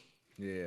Nah, I think I think it's about consistency, man. Everybody feel like it's a gimmick with him doing his PR push. Yeah. So he got to stay with it, man. If that's what he gonna do, Man, then but he that's got the system, man. Yeah. Look. that's what he gonna have to do. Father Time It's undefeated. is undefeated. Outside of Tom Brady. Yeah. But shout out, I forgot to Unless shout my boy out last week. unless you're in the WWE. True that. Or unless your name is Vincent Lamar Carter, who was about to play in 4 different decades, man. Probably gonna get a dunk in 4 different decades. That's crazy. So I forgot to shout him out last week, but at the age 42, this man is still balling. It's crazy, man. 90 to Still got 2000. But he 2000, is who everybody should look at. 2010. Ooh, Lord. Man, that's crazy. 2010 My to knees won't even let me 2020. dunk like that. Man, you hear me? I'm like, man, I can get up there, but then I'll be hanging, looking down, like, oh man, this was a horrible mistake. Do I have to get down? Yeah, ladder. Yeah, it's amazing. Shouts out once again to Vince Carter, man. Yes, sir. That's a long time. And that's why I said before, Carmelo should have followed his footsteps. That's what I'm saying. Vince Carter is the model for every Asian veteran should follow, just like Andre Miller used to be. If you're trying to adjust, you know, if you want to have longevity, you got to adjust. You got to adapt. You gotta adapt. true. You can't be stuck in your way. Oh no, I should be the leading scorer on my team, and 20 years later, no. Not just players, but the ownership too. Like we said about the look, Cardinals. Look, that's why I feel about LeBron. Like the Lakers will succeed even more if he's not the leading scorer. Exactly. I feel it. He can't be. I feel it. They know got what I'm Anthony saying? Davis picked Right. to be the MVP this year. Oh, he gonna get it. Just because he ain't I LA. mean, he got to play 82 to get That's the the MVP thing. Right, though. right, Yeah. right. That's his. right. That's his Gotta be downfall. on the floor. He got to stay on the floor. He got to stay healthy. All right, real quick, idiot of the week. I ain't got one. All right, so one is Alex Rodriguez. There is no reason why you should have $500,000 same. worth of jewelry In a freaking Nissan. and a rental car. What A happened? Nissan. So during the broadcast of last Sunday night's baseball Sunday game night baseball, on yeah. ESPN, while he was on the air, some thieves got in his car and stole $500,000 worth of jewelry. $500,000 Just sitting in the worth parking lot in a of jewelry. Nissan. Not on a guarded parking lot neither. A regular parking lot. I wouldn't even leave this phone Right, in my car. right. My ashtray chains that come with me. Hey, you heard me? Give me that Crown Royal. Yeah. man. Somebody broke into my car and stole. I ain't got nothing in there but the silver parts of my chain. We in St. Louis. You Left can't the surprise- pennies. Hey, They left the I pennies. got you beat. Hey, I had some $300 Beats by Dre's on the back seat, and then I had $20 in the center console. These fools broke in my truck and took the ashtray change. That's all they took. They don't look for nothing but guns and chains. you heard me? Everything else don't make sense to them. So Crazy. yeah. But he leaves In an $500,000 unguarded Nissan. Yeah, that's bogus. in a Nissan. In a Nissan. Why you gotta rent a car? You can't get a driver to take you to Sunday night baseball? Right. You A-Rod. You A-Rod. Right. You signed a $300-something million deal I when smell you was bull playing. crap on this story, man. I can't wait till the whole thing, the investigation unfolds on this one. 'Cause I And- know that can't be true. And the Cardinals are now tied for first place. Yep. It is With official. the final score is 6-0. Yep. There you The go. Royals are who we thought they were. Yeah. All right, and then last but not least, in regards to idiot of the week, excuse me. So let me put this up article real quick. All right, so the Connecticut Police Department pulled over who they thought was a car thief. When they took the man out of the car, basically, it was a mistaken identity. It ended up being New York Yankees general manager Brian Cashman. Oh wow! What? How do you? Brian Cashman out here stealing cars. They said that the police drew their firearms at Cashman, believing him to be a suspect who flashed a gun at a local doctor's office. You got to be kidding me. Hey man, it ain't easy driving while Brian, man. I can tell you that right now. We got a million stories about that. Oh my God. You probably got our own personal stories about yes, that. Sir. We can definitely do a segment on that You know one. what I mean? Well, put the illustration. Welcome to the club. Right, Welcome to the club, Brian Cashman. At Fred put the jail boy illustration. They let him go. Like, man. Right. Right. So If I was Brian Cashman, I'd let him do it. Lock me up. Throw away the So I key. can, throw away the key and then get sued, get my money. So I can't wait. get sued. For pending. Right. I call my lawyer, be like, hey man, Why didn't just you stay say? tuned. Why didn't you say something? No, man. I'm gonna let you do your job. Hey, you can lock me. Just let me send this text out real quick. Right. Stay tuned, Got a brother. couple tweets. Yo's lawyer is gonna be on it. Yep. and last segment, what if? So what if Gerondo is a scenario that you bring up from either from the past or something that could happen in the future? Like what if this happened? How it could change the outcome in sports? So you can think about well, what if the Nets, the New Jersey Nets would have drafted Jordan? You know what I'm saying? Something like that, or something in the future.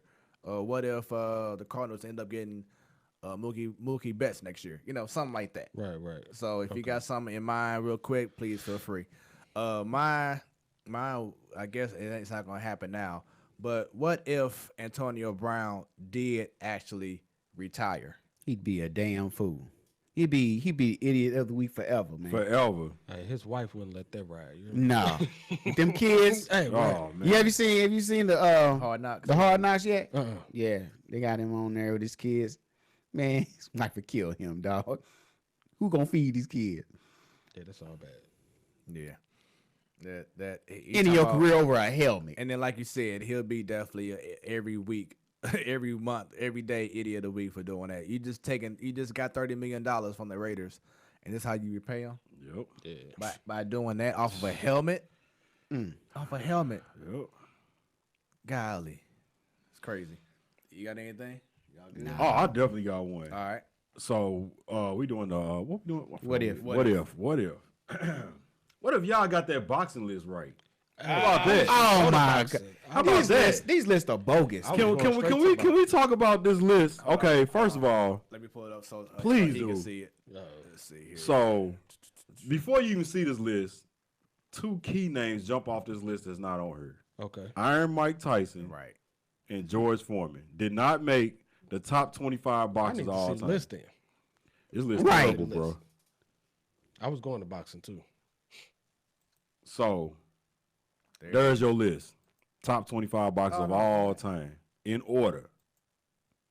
Floyd Mayweather at 50 and 0. Got Pacquiao over Ali. Ooh. Exactly. Carlos Monzon. Like, come on, man. Sugar Ray Robinson, number 5. And then guess who right behind him is Bernard Hopkins. Man, Number 6. Who B-Hop, made come on, this? B-Hop. B-Hop. Joe Louis, number 7. Like, Joe Louis a bad dude, but number Look 7. at Rocky Marciano. That's what I'm saying. We got some Evander Holyfield. Come on, man. Who is making this Like, list, come on, man? Evander Holyfield is number 11 with 10 losses. Yeah, that's crazy. Come on, man. How many losses did Larry Holmes on there. How many losses did Mike Tyson have in his career? Not 10. Like what? Like 4, 5? Nah, he probably had about 6 or 7. I gotta Yeah. look that up. The way he was took a knocking bit- people 'cause Lennox out, Lewis got dog. him twice, I think, or once, well, maybe once or twice. Holyfield got him. Riddick Bowe. I mean, I don't know. Hold on, So apparently, it's like they're basing it strictly off of a point system, though. Yeah, so mostly the win-loss systems. Yeah, but that's stupid though That's because probably That's stupid because you can't you gotta can't do put that. You gotta put that up there then. but yeah, how in the hell is Because who is Harry Tyson not Gerb? there?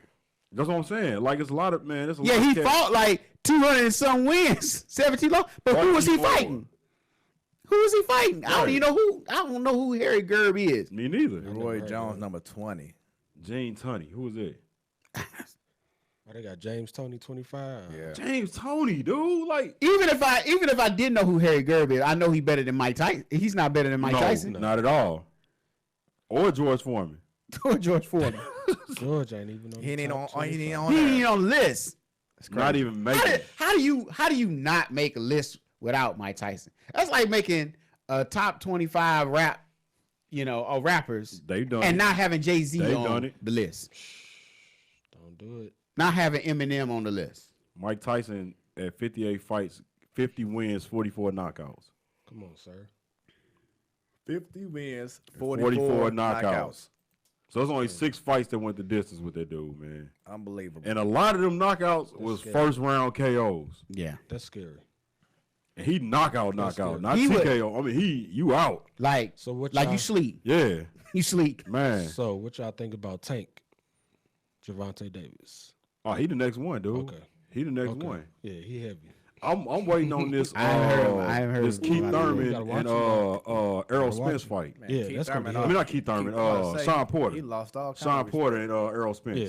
I'm Porter waiting on this nice. fight. What about like that Errol Spence too, though. rematch between Tyson Fury and Deontay Wilder? That's gonna be a good one too. Yeah. Who you think gonna Because take it? yeah, Oh man, I don't know. Because Deontay, he had Tyson Fury, but he came up like the Undertaker. Man, he could, bro. that He dude did don't want to lose, man. Hey, He not finna lose. he got a story behind him, so That's it's what I'm just like saying. he You I'm got actually looking up this cat. That's good. That's. I'm about to look up his YouTube. I'm still gonna go with Deontay, man. But who YouTube you looking up?